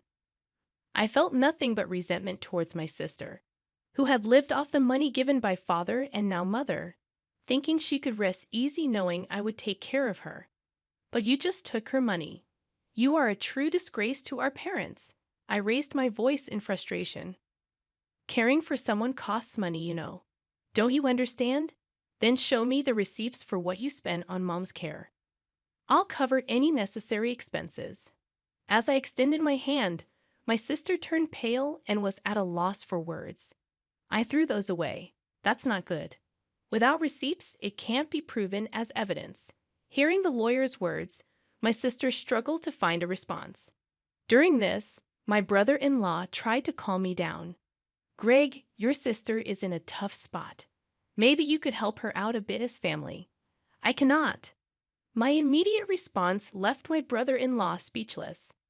"I've been hurt by my sister for a long time. Frankly, I feel like it's karma, but you're the only siblings. Maybe just a little." He tried to say more, but I refused. I was filled with anger, and so was my brother-in-law, apparently. Dan, if that accident had worked out, Rook would have had the entire inheritance. What accident? Before I could ask, my brother-in-law started talking on his own. Because of this brother, things didn't go as planned. I was supposed to get a new car, but now there's barely enough money left even for repairs. My sister tried to stop him, but it was too late. That's a pretty serious statement. You could be accused of fraud. The lawyer held a recorder, smirking at my sister and brother-in-law. What the heck? Isn't that against the rules to do that? You agreed to our conversation being recorded at the beginning, didn't you? Called out by his own words, my brother-in-law's face turned pale. To him, I had one thing to say. "Aaron, I will be pressing charges about that accident." "Don't joke. Where's the evidence?" "The evidence has just been provided by you." My sister, crying, began to hit my brother-in-law. "You idiot! It's all your fault. Why did you say that?" Later, my brother-in-law faced legal consequences for his actions. Additionally, unresolved suspicions about his past emerged, requiring police involvement. For some time, my sister, as an accomplice, was said to face lesser charges. However, struggling with her condo payments, she was turned away by relatives when she asked for money. In contrast, I chose to work earnestly and not rely on inheritance. Now, receiving stock dividends has become a small pleasure in my life. In the aftermath of the legal proceedings, the rift between my sister and me widened. The family bonds that were already strained became nearly non-existent. Despite her attempts to seek support from relatives, my sister faced a cold shoulder and her financial struggles continued. Meanwhile, I focused on building a stable and fulfilling life for my own family, working diligently. I found solace in providing for my wife and children without relying on the tumultuous inheritance battles that had plagued us. The stock dividends became not just a financial benefit, but a symbol of my commitment to a more secure and principled life. Over time, my sister's situation didn't improve. The consequences of her actions weighed heavily on her, both financially and emotionally. It became a stark reminder of the importance of responsible choices and the lasting impact they can have on one's life. As the years passed, I held no ill will towards my sister, recognizing that everyone faces their own battles and makes their own choices. Still, the events that unfolded served as a powerful lesson about the significance of integrity, responsibility, and the enduring consequences of one's actions. In the midst of the turmoil, I found strength in forging ahead with resilience, determined to create a future that wasn't tainted by past misfortunes. The dividends, once a mere financial gain, evolved into a testament to the enduring power of personal growth and the ability to rise above adversity. Life moved forward, and I embraced the opportunities to thrive, leaving behind the shadows of familial discord. The lessons learned from this chapter of my life became an integral part of shaping my values and decisions, ensuring a legacy built on principles rather than the pursuit of material gain. In the end, it was not the inheritance that defined my journey, but the choices made along the way. Choices that led to a life grounded in authenticity, resilience, and a commitment to building a better future for those I cared about the most. Helen reclined in the hallway, her eyes aglow as they fixated on the concert tickets clutched tightly in her grasp. Just as Christina emerged from the office, Helen burst out, "Christina, guess what? We're finally going to see them perform live." Christina paused at the entrance, her face shaded with concern. "Helen, I have some bad news. I can't go," Christina confessed, dodging Helen's questioning gaze. "I have something important to do." A mischievous suspicion flickered in Helen, Oh, is it a mysterious date you haven't mentioned? Christina chuckled softly. No, it's not a date, she said, growing more serious. Helen persisted. So, what's the reason? We've been looking forward to this. Christina shifted uncomfortably. Please, let's just leave it at that. However, Helen's curiosity was insatiable. When Christina stepped away to get some water, Helen noticed a medical prescription on the coffee table. Unable to resist, she glanced over the paper. Mrs. Emily Foster, she whispered. Emily was Christina's ex-husband's mother. Upon Christina's return, Helen questioned her. Why are you still helping your ex-husband's mother, Christina? You've been divorced for a long time. Why keep her in your life? Christina remained silent for a moment. With a gentle smile, she replied, Emily's always been good to me. Right now, she needs someone, and that someone is me. Helen sighed. I just think you deserve better. You're so caring, and you're still alone. You deserve happiness. Christina softly replied. Caring for Emily brings me a different kind of happiness, Helen. Helen and Christina's friendship seemed genuine on the surface, but it concealed a shadow of true companionship. Hidden beneath their interactions was a bond built on manipulation and selfish intentions. Christina, ever trusting, often overlooked Helen's actions, hoping for the best. However, deep inside, she sensed the uneven nature of their relationship. Whenever they ventured out together, Helen ensured she stood out. From her carefully selected outfits to her attention-grabbing comments and preferred places. It all seemed designed to outshine Christina and keep her in the background. The concert ticket incident was a prime example. Helen bragged about securing tickets to the hottest concert in town without considering Christina's musical preferences.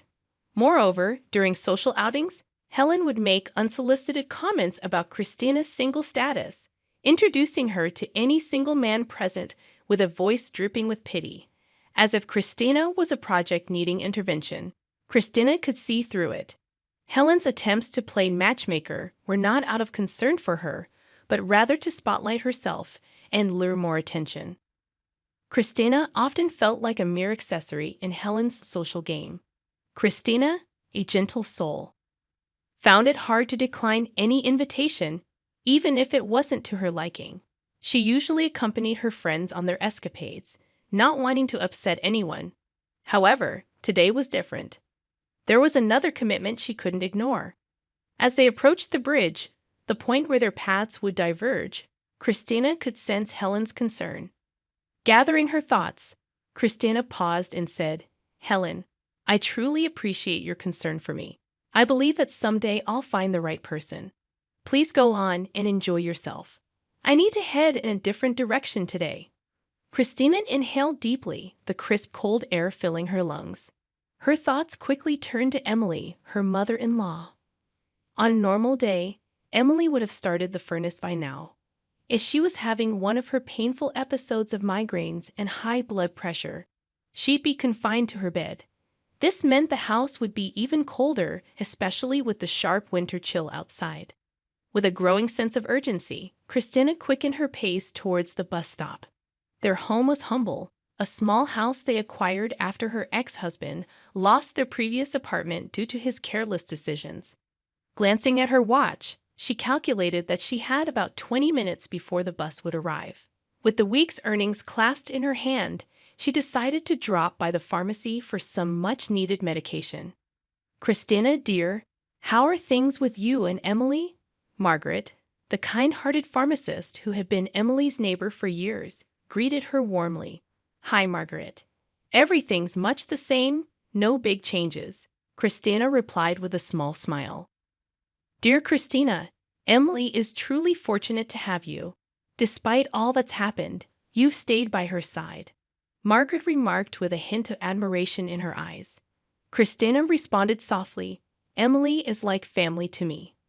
Margaret shook her hand with a mixture of disbelief and pity.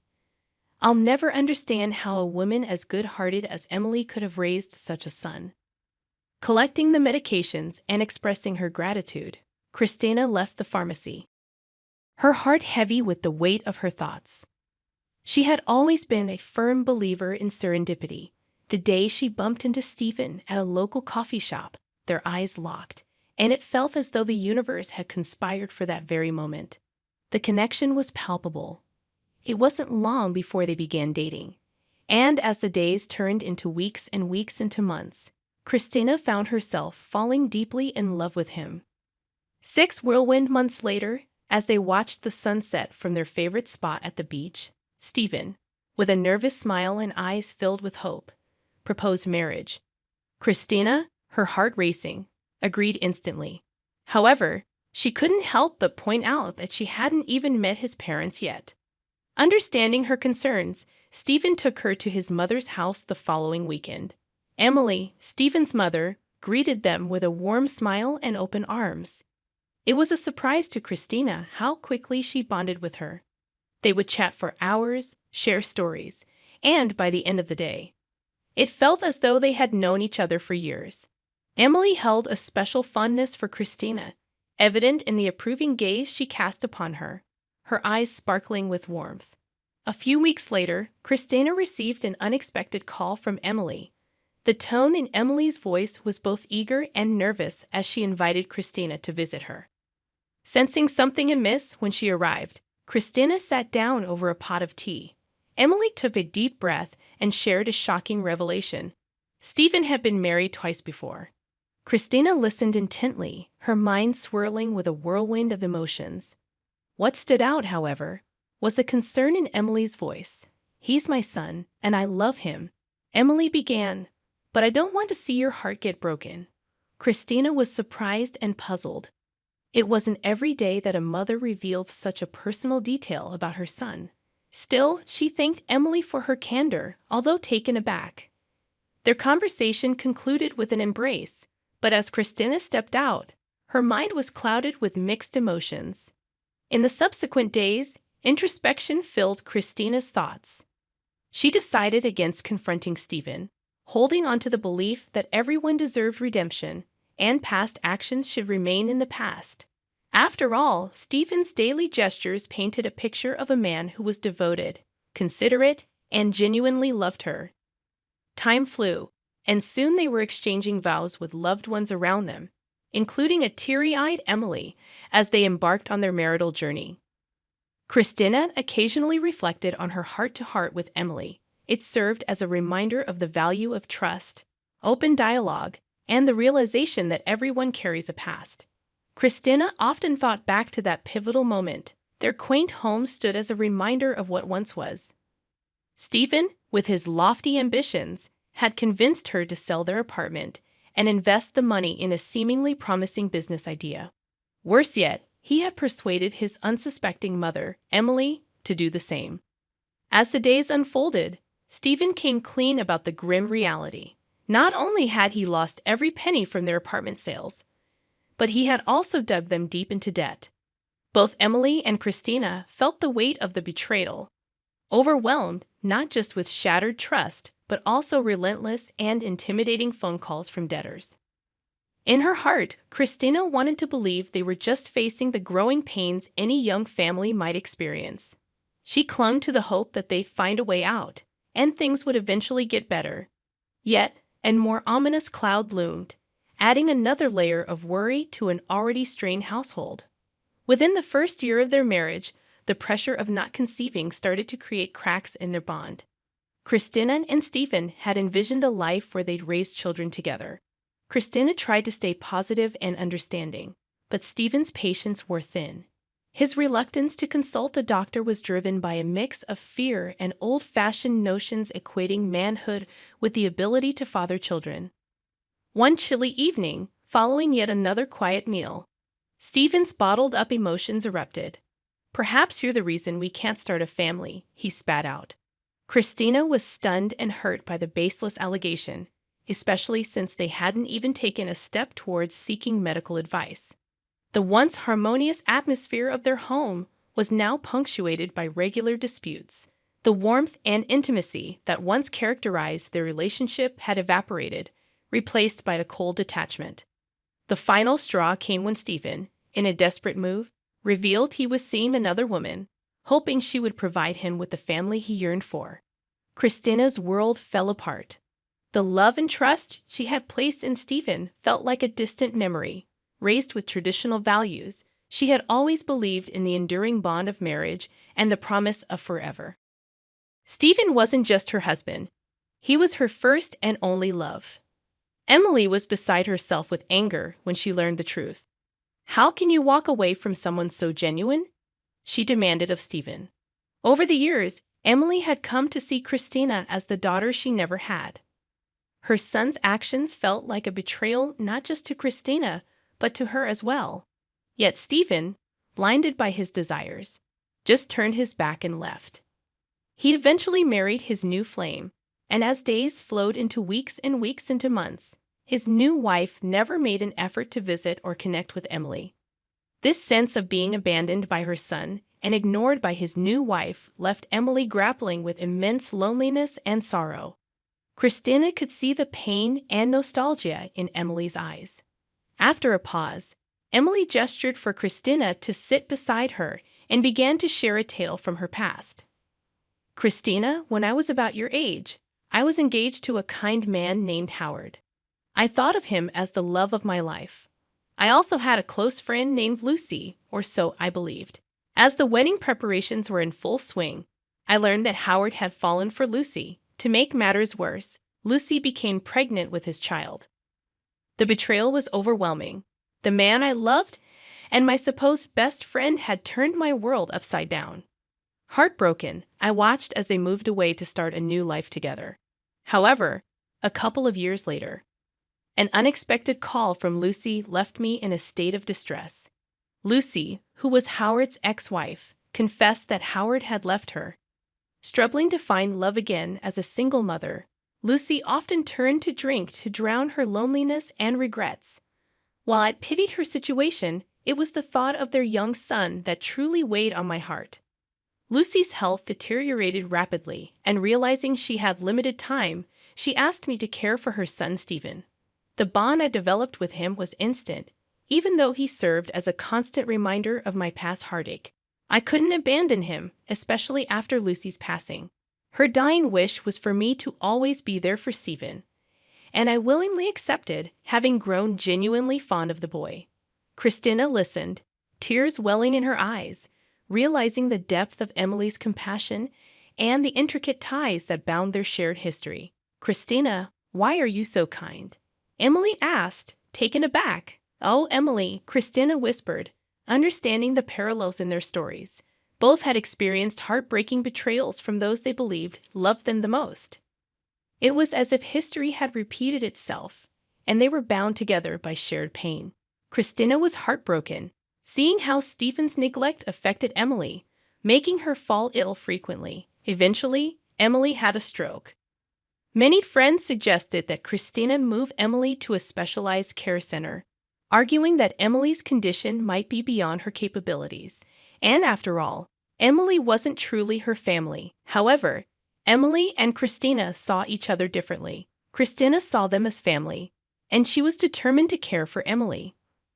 Christina held onto the belief that with enough love and care, Emily would regain her strength and walk again, despite the doctor's doubts. Emily's determination never wavered. Christina gently inquired, "Did you ever think of searching for Howard?" Emily took a moment, then sighed. "I loved Howard deeply, but I never searched for him. I thought, why should I? He probably had a family of his own by then." As Christina stepped off the bus and started her walk home, the sight of smoke billowing from her chimney brought a momentary sense of relief. It meant Emily had managed to light the stove. However, that relief was short-lived. An ambulance stood outside their house, frosted over, indicating it had been there for some time. Panic rolled up inside Christina as she quickened her steps, her mind filled with anxious thoughts.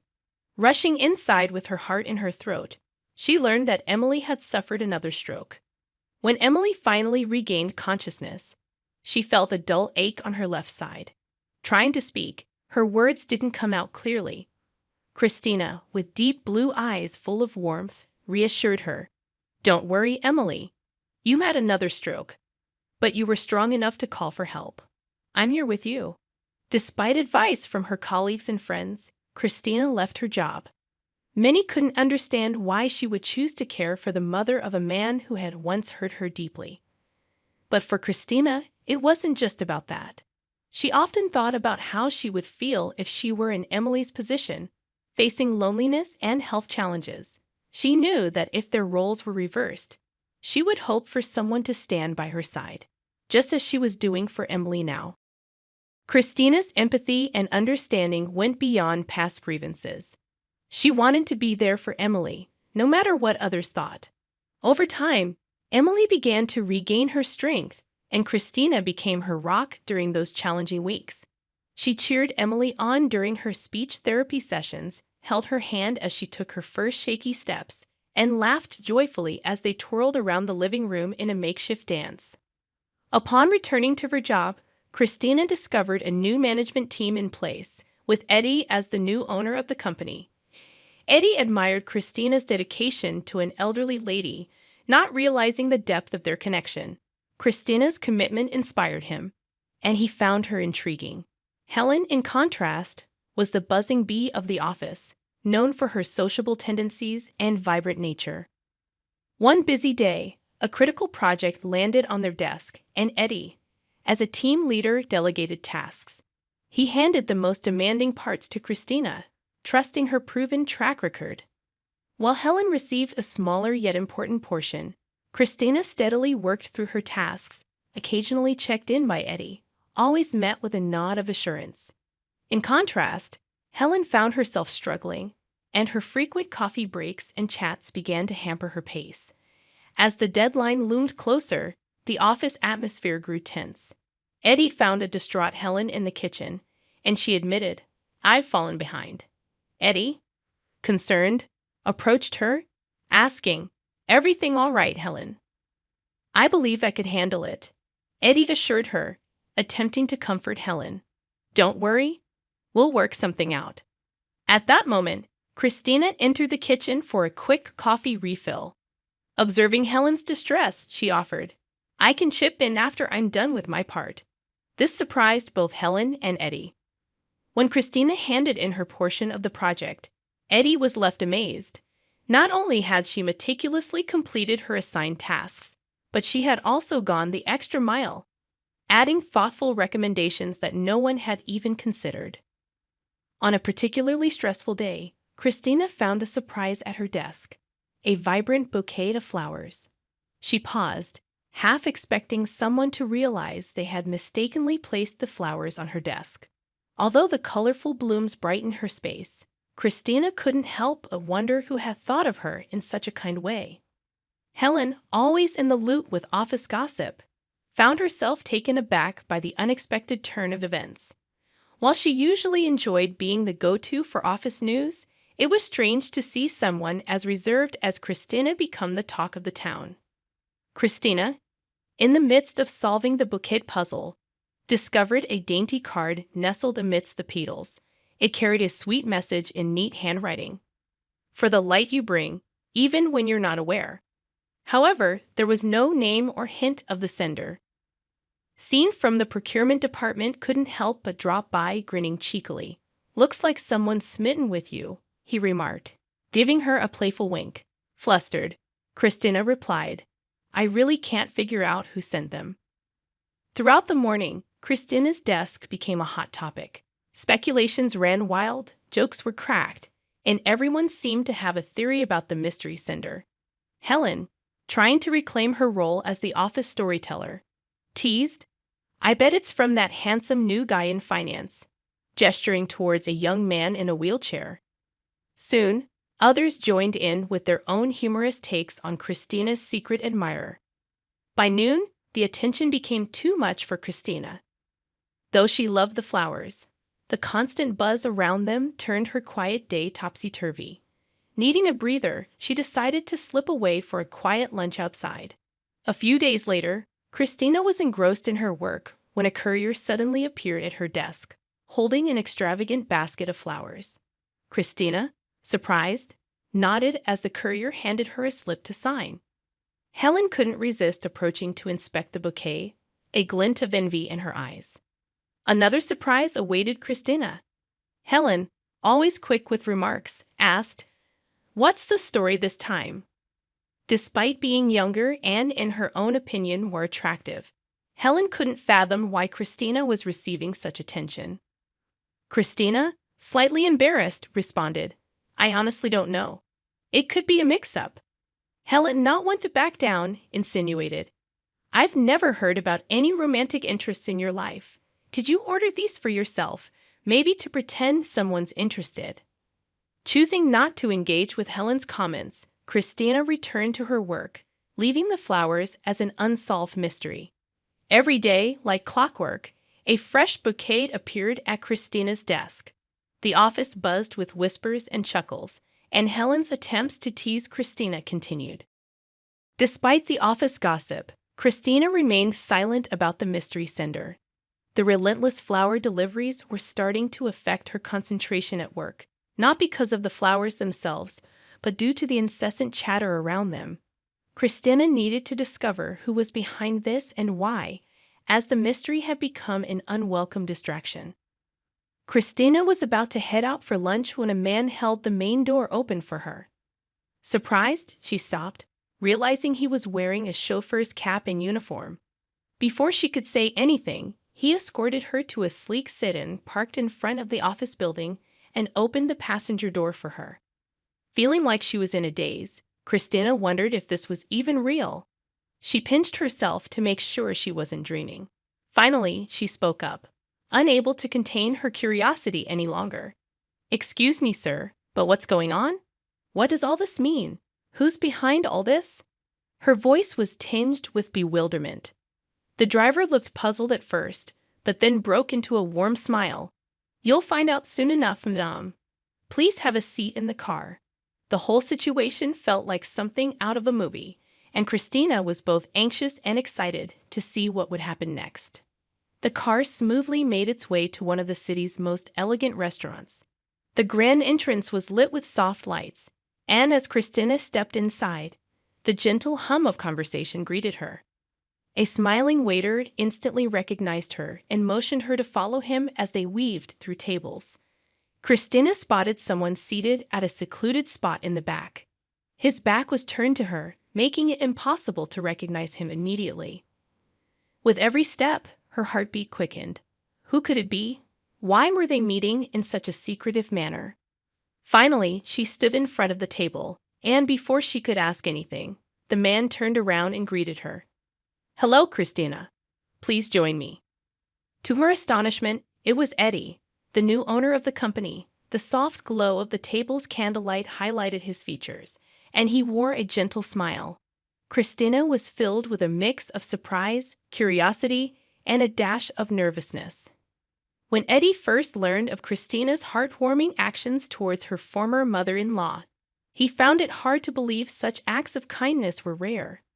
Genuinely astonished, he decided to verify the story for himself by visiting Emily while Christina was away at work.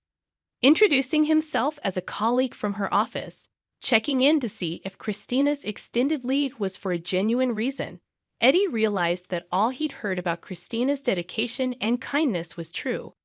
Beyond his professional curiosity, Eddie had a personal reason for wanting to learn more about Christina. For years, he had remained single, and his mother often urged him to find someone special and settle down. Eddie would lament how many people seemed to prioritize material wealth over genuine feelings and connections. For him, it wasn't about physical appearance. He was drawn to a person's inner character and values. Knowing Christina's selfless actions towards Emily deepened his intrigue and respect for her.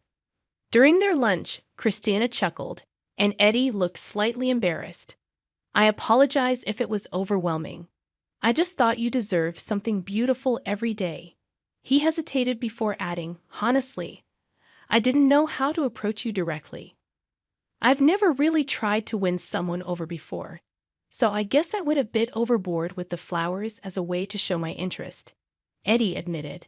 Christina shook her head in amusement. "Well, thanks to your little gesture, there's a running joke in the office that I've been sending them to myself." Eddie laughed heartily, his eyes crinkling at the corners. I guess we've given them quite the story, haven't we? During their lunch, Christina felt the need to be open about her past. Taking a deep breath, she said, "Before things progress further, there's something I need to share with you. I was married once before." Eddie looked at her with understanding eyes and a gentle smile. "I already know about it," he replied softly. "Your past is a part of you, but it doesn't define the present. We all have stories." This made her feel even more at ease, realizing that Eddie valued who she was now rather than dwelling on what once was. Eddie and Christina began spending more time together. It wasn't formal dating, but more of a slow exploration. Having navigated the rocky terrain of a failed marriage before, Christina was wary of diving in too quickly. They decided to keep their budding relationship under wraps for the time being. With Emily recovering well, Christina felt like she was living in a dream. Everything seemed to be falling into place. However, when Eddie mentioned promoting her, she immediately declined. She didn't want to be under the office microscope or the subject of speculation. "If you need assistance, I'm here to help, but please, let's keep it discreet," she told him. This response only deepened Eddie's admiration for her. He felt he had indeed found someone genuine to stand by his side. However, secrets have a way of unraveling. One day, a colleague spotted Eddie and Christina in an intimate moment outside of work. The rumor mill went into overdrive, and whispers of their relationship began circulating the office. When Helen caught wind of the gossip, she was livid. She cornered Christina, bombarding her with a barrage of questions. Christina, maintaining her composure, said nothing. This silence confirmed Helen's suspicions. Envy consumed her, and she hatched a plan to tarnish Christina's image. She started spreading fabricated tales of Christina's past, alleging that Christina's ex-husband had left her due to financial recklessness on her part. Helen's jealousy was no secret. She had tried multiple times to ensnare Eddie with her charms, but he remained impervious. Eddie would laugh off Helen's flirty remarks and dinner invites, always citing his busy schedule as a reason. One day, Helen stormed into Eddie's office, her face flushed with anger. "I can't believe you're seriously considering a relationship with Christina. Do you even know her past?" She stormed out, leaving Eddie calm. Armed with the truth that he had painstakingly gathered, he confronted Helen. "I'm aware that Christina was married," he replied, standing up and walking toward the window. "I also know why her husband left her. He left her for another woman." Eddie paused, his eyes locking onto Helen's as he turned back around. "And that woman, Helen, was you." Helen was dumbfounded, her face a mix of shock and disbelief. She never thought her secret would be uncovered, but she had underestimated Eddie. Eddie was no novice when it came to due diligence. After speaking with Emily, he tracked down Christina's ex-husband, Stephen, and offered him a sum of money for the truth. The promise of quick cash loosened Stephen's lips, revealing the real story. The room went silent, the air heavy with the weight of the revealed secret. Helen's schemes had caught up to her, unraveling in the moment of stark revelation. Helen, once the chatterbox of the office, had retreated into the shadows. Christina always wanted to think the best of people, was concerned for her once close friend when Helen suddenly stopped coming to work. Christina felt a pang of sadness. But when she asked Eddie about Helen's abrupt departure, he shared that she had decided to move and begin anew. Amidst all of this, Christina had a significant event coming up, meeting Eddie's mother, Grace.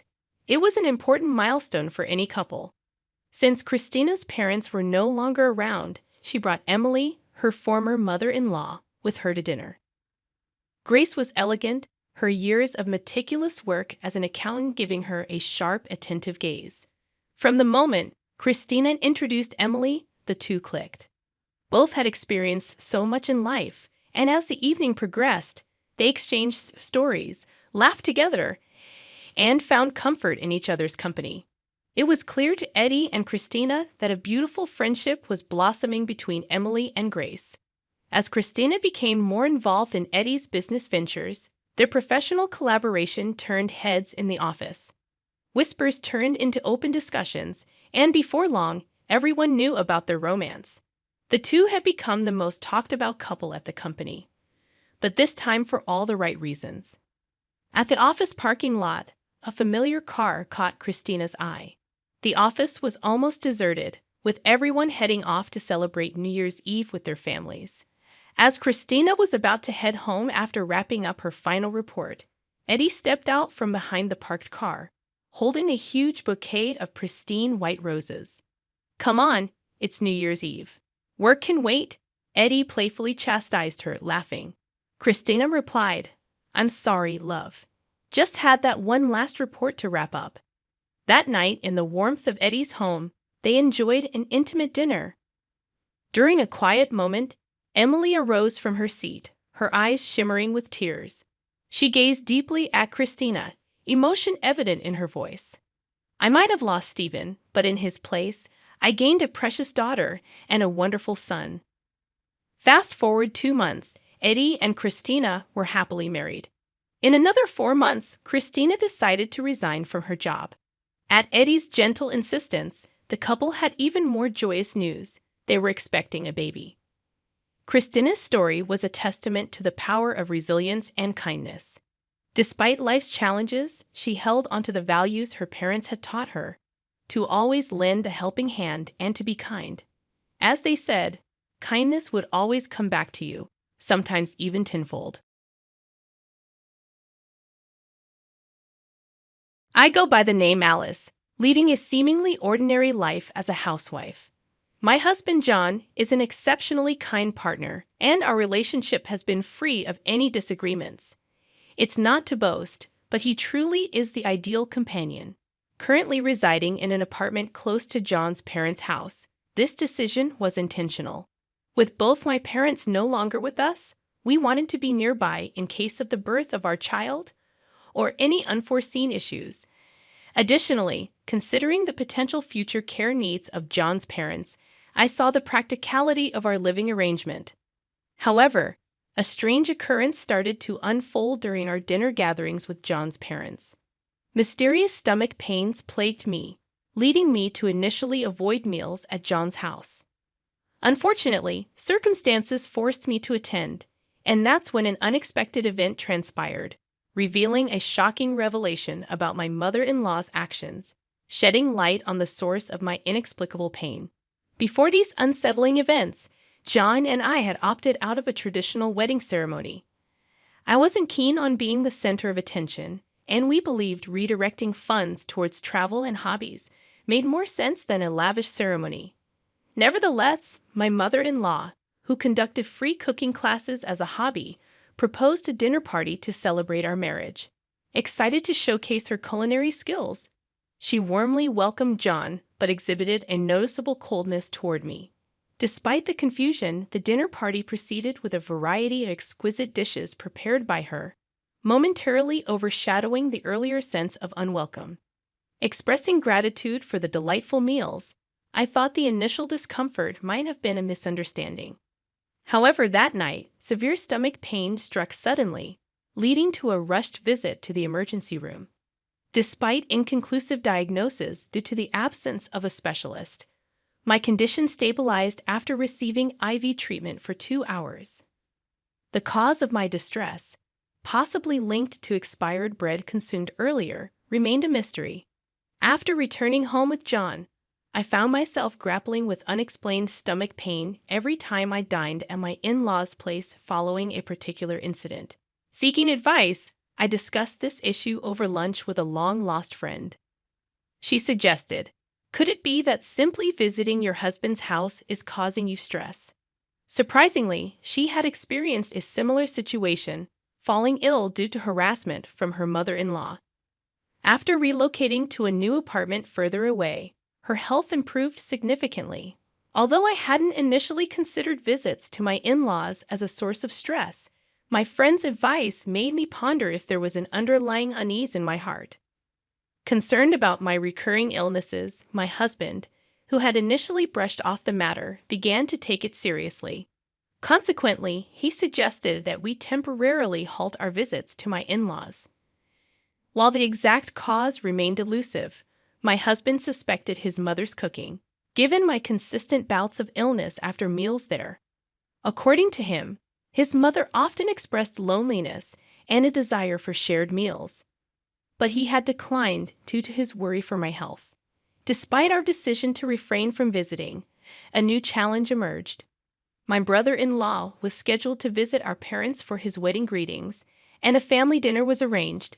Reluctantly, my husband explained, "I can't decline this time, as my brother is going to our parents' place. We're expected to participate in the dinner meeting with the entire family."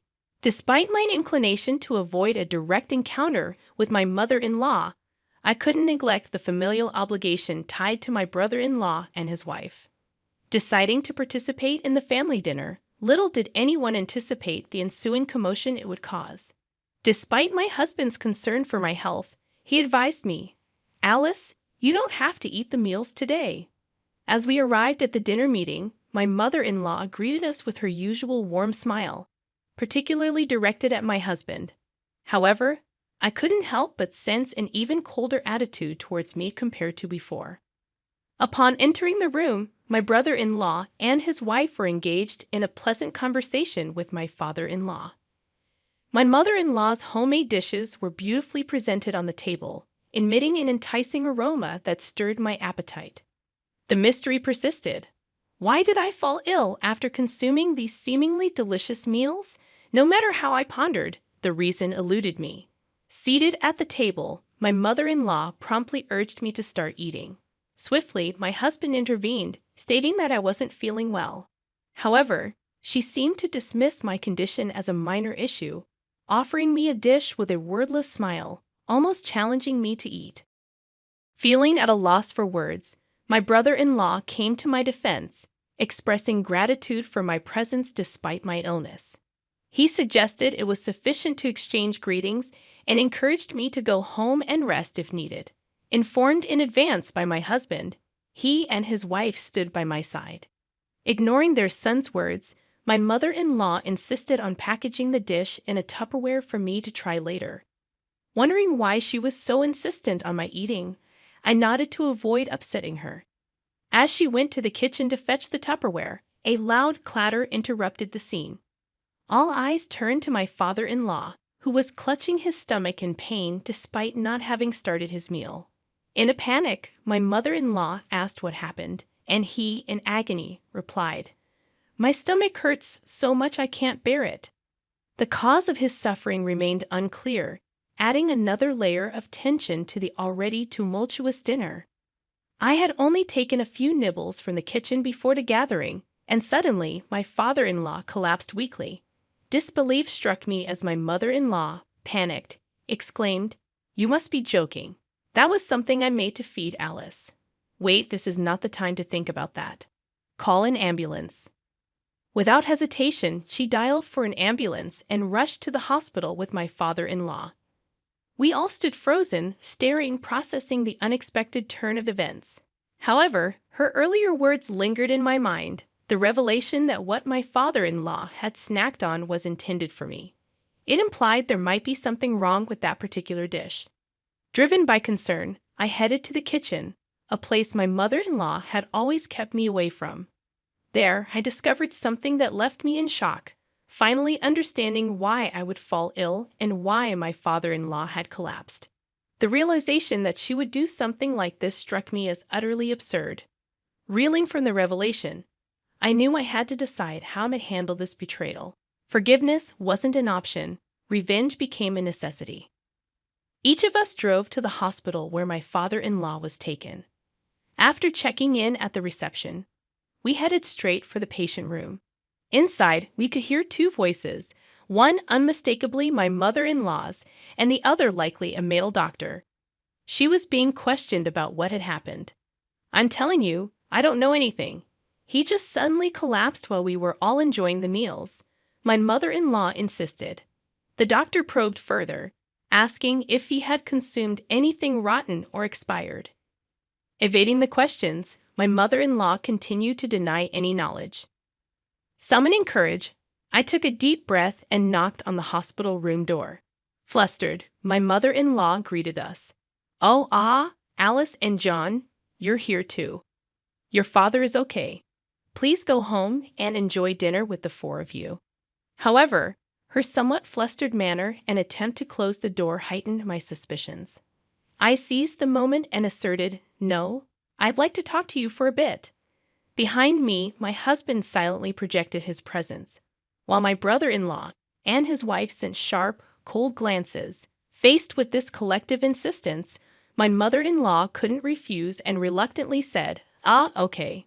Allowing us into the room, my father-in-law's facial color appeared to be returning, showing signs of stability. However, the exact cause remained undetermined. Though he was still conscious when brought to the hospital, he'd have been frequently using the bathroom. The doctor explained that he eventually lost consciousness due to dehydration. Attempting to offer an excuse, my mother-in-law forced a smile, saying, "Well, your father is getting old, and he drinks beer every day." Her attempt at justification seemed feeble, and realizing that neither the doctor nor we were convinced, she fell silent, closing her mouth. I looked at my mother-in-law with a stern gaze, took evidence out of my bag, and presented it to her. As she observed the contents, her eyes widened, and she broke into a cold sweat, visibly confused. "Mother-in-law, isn't this a laxative? I found some powdered laxatives in the kitchen. What's this about?" I inquired calmly, but she remained silent. The doctor, examining the laxatives, seemed to understand. Oh, that would make sense if he had diarrhea without being food poisoned. Generally, intake of laxatives is a possibility, he explained. Subsequent detailed examinations revealed that my father-in-law had indeed ingested a significant amount of laxatives. The final diagnosis pointed to the laxatives making his intestines hyperactive, causing repeated abdominal pain, diarrhea, and ultimately dehydration. Cornered and unable to make excuses any longer, my mother-in-law hesitated before finally saying, "Wait. At first, I only expected Alice to get a little sick. But because Alice was fine, I gradually increased the amount of laxatives." The confession laid bare the motive for her actions, a sense of loss over her perceived detachment of her beloved eldest son from her. Starting with a small amount of laxatives out of spite, she admitted to progressively escalating the dosage, ultimately reaching a point where it caused a person to collapse. My surprise was impossible to conceal as I confronted my mother-in-law, stating, "What you've done is just crazy. You may not know this, but I've been to the hospital multiple times for IVs due to unexplained symptoms. Despite this, I can't understand why you would attempt to mix in such a huge amount of laxatives." Unable to find room for argument after having her mistake pointed out, my mother-in-law hung her head in frustration. A series of criticisms followed from her sons. "Mom, no matter the circumstances, this can't be forgiven. It just so happens that Alice didn't respond that sensitively to the laxatives." "But what you've done is the same as a crime," my husband exclaimed. His words were echoed by my brother-in-law, who expressed, "I thought it was unthinkable, but were you trying to do the same thing to my wife? Thinking about it that way is really scary." He pulled his wife closer, throwing a stern gaze at his mother. The doctor intervened, emphasizing, "Medication should be used in the proper amounts and methods, as your son said. Luckily, your daughter-in-law's symptoms were mild, but your husband had no resistance to laxatives, thus resulting in this severe reaction." Unable to bear the criticism, my mother-in-law, despite her age, began to cry like a small child. From the bed, a voice was heard, my father-in-law, who had regained consciousness. He exclaimed, "How could you do such a terrible thing?" Crying, my mother-in-law grasped his hand, apologizing. "I'm sorry. I didn't mean to hurt you." However, he forcefully shook off her hand. Frozen in place, shocked by the unfolding events, my mother-in-law witnessed my father-in-law letting out a deep sigh. He continued, "Even if you didn't intend to hurt me, it's a fact that you've caused Alice to suffer a lot. That's not right. It's a shameful act as a human being." In response to his words, my mother-in-law begged for forgiveness, clinging to him. She turned to me, apologizing for her actions and pledging never to repeat such behavior. Seeking my forgiveness, she expressed hope that my husband and the boys would also be convinced. Witnessing this emotional scene, I found myself torn between the desire for retribution and the possibility of forgiveness. I cynically thought it must be a performance, and she wasn't genuinely remorseful about what she had done to me, so I smirked. "Ah, what are you talking about? I'm not even considering forgiving you now after all I've been through," I asserted. In solidarity, my husband stood beside me and added, "Mother, stay away from Alice. I can no longer think of someone who hurt my beloved wife as family." The declaration stunned my mother-in-law, causing her to collapse to her knees, rejected as family by her own son. Observing the scene, my brother-in-law nodded and stated firmly, "I can't imagine living with someone who could potentially harm my wife. I have no intention of you being my family anymore." His words echoed an unanimous sentiment against her. As my mother-in-law continued to beg for forgiveness, broken down in tears, no one uttered a word. Everyone simply looked down at her, realizing that her selfish jealousy had caused this situation. Desperate for support, she turned to my father-in-law, seemingly forgetting he had already rejected her. Sobbing, she implored, "What about you? You won't abandon me, your wife, will you?" However, my father-in-law retorted, "What of it? I can't stay with someone who commits such inhumane acts anymore. I want a divorce." Crushed by his words, my mother-in-law was left devastated.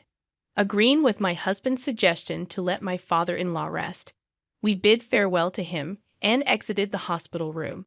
While waiting for my husband to retrieve the car at the entrance, my mother-in-law, panting, suddenly ran towards us. "Begging you, Alice, please forgive me," she pleaded. Looking at her tear-streaked and snotty face, I responded, "I have no reason to risk my life to be with you, mother-in-law. If I forgive you now, I don't think it will truly be for your benefit." I responded coldly to my mother-in-law, and just as I finished speaking, my husband arrived in the car.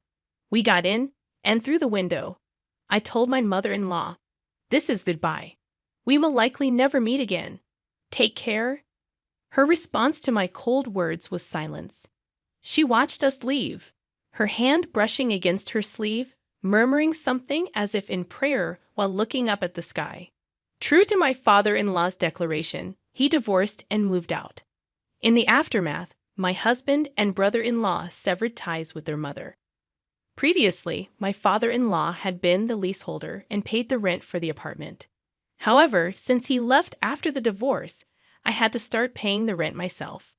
My mother-in-law, having been a housewife all her life, struggled to figure out how to earn a living.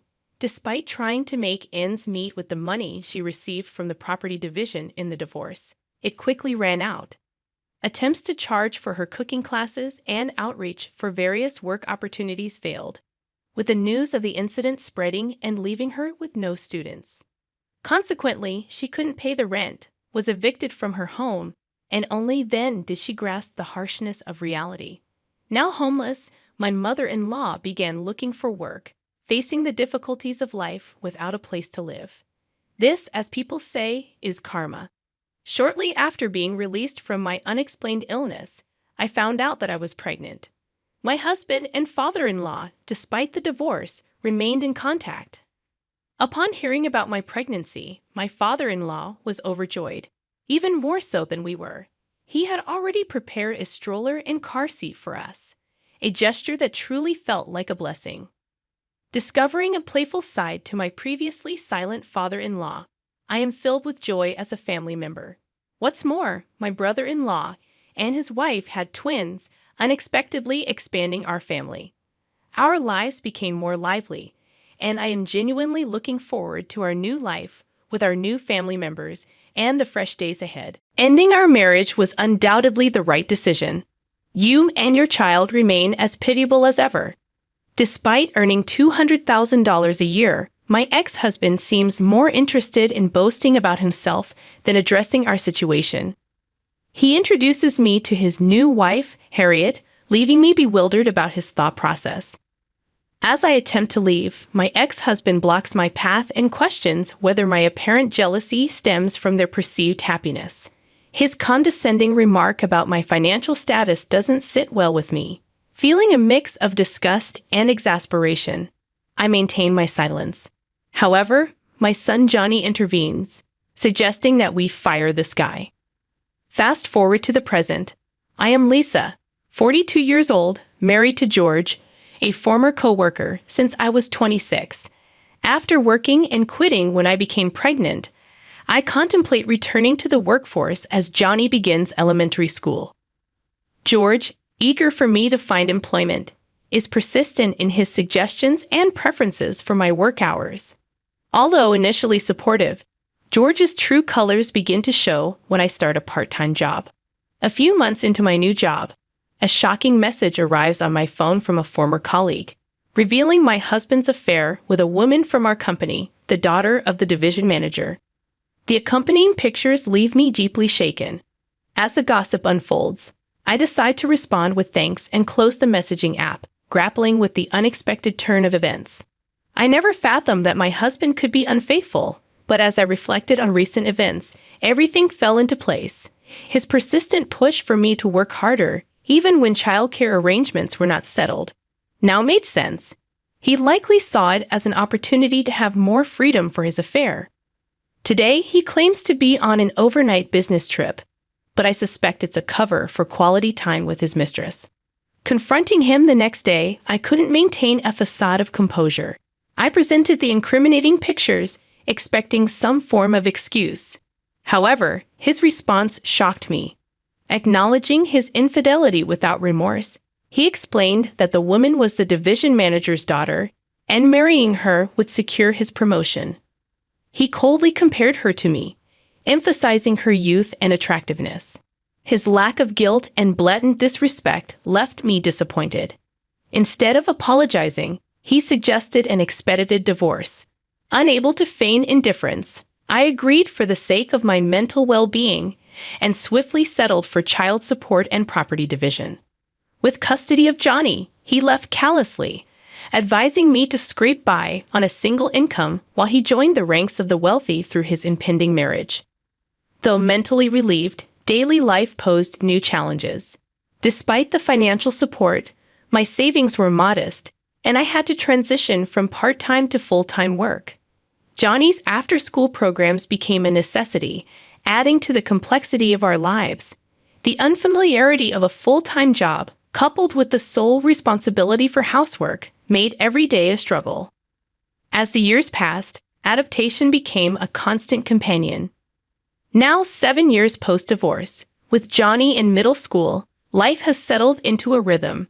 He can mostly take care of himself, allowing me to reflect on the resilience developed through the challenges and changes life threw our way. I think he's grown into a very responsible boy compared to other boys his age, perhaps because I'm always so busy. He even takes on the responsibilities of cooking and doing laundry for me. Thanks to him, I've been free from housework and childcare, and for the past few years, I've had time for myself. Both my personal and working life are going very well. Now I can say it clearly. I'm certainly glad I broke up with that awful man. If I had continued to be married to him, I wouldn't have this life now. However, one day, while my son and I were shopping at the local mall, I ran into that terrible guy, my ex-husband, George. I didn't notice him, but he started talking to me. "Hey, isn't that you, Lisa? Long time no see. You've really aged. Is that what you say to someone you haven't seen in a while?" A person with normal sensitivity would never say that to a woman. I could tell in an instant that he hadn't grown at all as a person. Within a few seconds of meeting him, annoyance crept in, and I snapped back. "Huh? You're the one who's aged a lot. I didn't recognize you for a moment." Honestly, George had aged a lot. I hadn't seen him for 7 years, but it felt like he aged twice as much. His hair was thinning, and his belly protruded, showing a complete middle-aged figure. I thought talking to my ex-husband was a waste of time, so I tried to walk away, saying, "Oh well, long time no see. But I don't really have anything to say to you. See you later." However, he wouldn't let me go. He stood in my way and started talking nonsense. Hey, don't be so cold. The family is all together again. Let's catch up for a bit. I didn't want to hear anything about his life. If there's one thing I'd like to complain about, it's that he stopped paying child support a few years after our divorce. Child support is not my right, but Johnny's right. The fact that he could talk so openly in front of Johnny, who was owed that money, made me irritated. But George didn't care about my mood at all. He started talking about his recent life, which I didn't want to hear. After our divorce, I remarried. I married the daughter of the manager who was in that picture with me. Oh, he's not a manager anymore. He's an executive now. And I got promoted to manager. I'm definitely winning now. To be honest, I don't care how much George has been promoted. It has nothing to do with me, and I'm not envious. All I thought was, why are you bragging about not paying child support even after being promoted? He's such a cheap man to not even pay a few $1,000s a month, even though he's winning. And to rub it in even more, George continued his bragging. Breaking up with you was the right choice. You and your son still look poor. I make $200,000 a year. In the end, George just wanted to brag about himself. He didn't even try to hear about our lives. I thought that any normal parent would be curious about their child's life. But he didn't even talk to Johnny, who was standing right in front of him. He's really a terrible father. Oh, that reminds me. Let me introduce you. Hey. George called over a woman who was looking at clothes in the distance. The woman came over, and I knew right away who she was. I had seen her in a picture before. It was George's new wife, Harriet. Meet my wife, Harriet. How about that? She's way more beautiful than you, isn't she? He introduced me to his new wife. What was he thinking? This woman stole my husband when we were married. I'm glad we're apart now. But back then, it was shocking, and I did resent it at the time. I have no good impression of this woman at all. You'd think my ex-husband would know that, even though he's not the brightest, but he must be really looking down on us. He seems not to have the brains to realize even that. Oh, is that all? I don't have time. Bye-bye, I said, feeling extremely unpleasant. Of course, I don't even glance at the woman, let alone greet her. Wait a minute. As I was about to leave, he blocked my path again. I wanted to leave the scene as soon as possible so I wouldn't retort, but my ex-husband stood in front of me, blocking my path. Stop it. There's no point in hearing about your home life. Jealous because we look happy. You're not just poor in money. Don't be bitter in your heart too. You'll only get more miserable. My ex-husband arbitrarily decides that I'm unhappy. Mind your own business. I'm perfectly happy, so leave me alone. The most unfortunate thing lately is being spoken to by you. Even though I say I'm happy, my ex-husband doesn't believe it at all and arbitrarily worries about my situation. Well, happiness varies from person to person, but being poor isn't happy. Don't push yourself. It's probably impossible for you to remarry with those conditions. I'm worried about you as your ex-husband, you know. Saying that, my ex-husband's face showed an expression completely opposite to concern. He's making a complete fool of me. When I looked at the face of my ex-husband's wife standing next to him, she was also smirking, looking like she's making fun of me. I'll never be friends with this woman. She feels good by looking down on people. She's the worst kind of woman. You'd think my ex-husband would know that, even though he's not the brightest, but he must be really looking down on us. He seems not to have the brains to realize even that.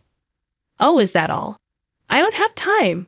Bye-bye, I said, feeling extremely unpleasant. Of course, I didn't even glance at the woman, let alone greet her. As I was about to leave, he blocked my path again. I'll tell you, we're still in love, so the chance of getting back together is 0. Don't get your hopes up for something wrong.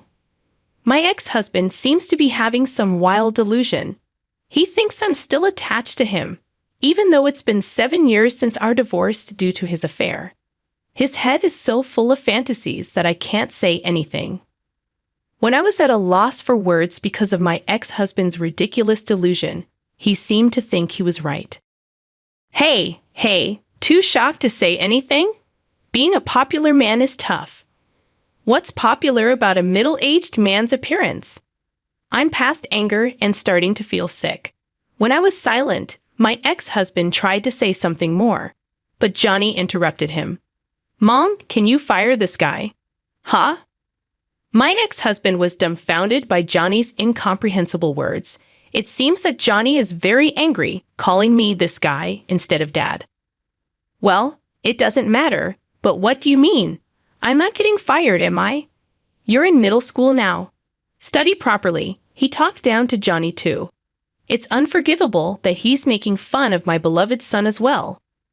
I was about to explode with anger at my ex-husband when I heard a voice calling me. Hey, what's going on here? A man came over calling out.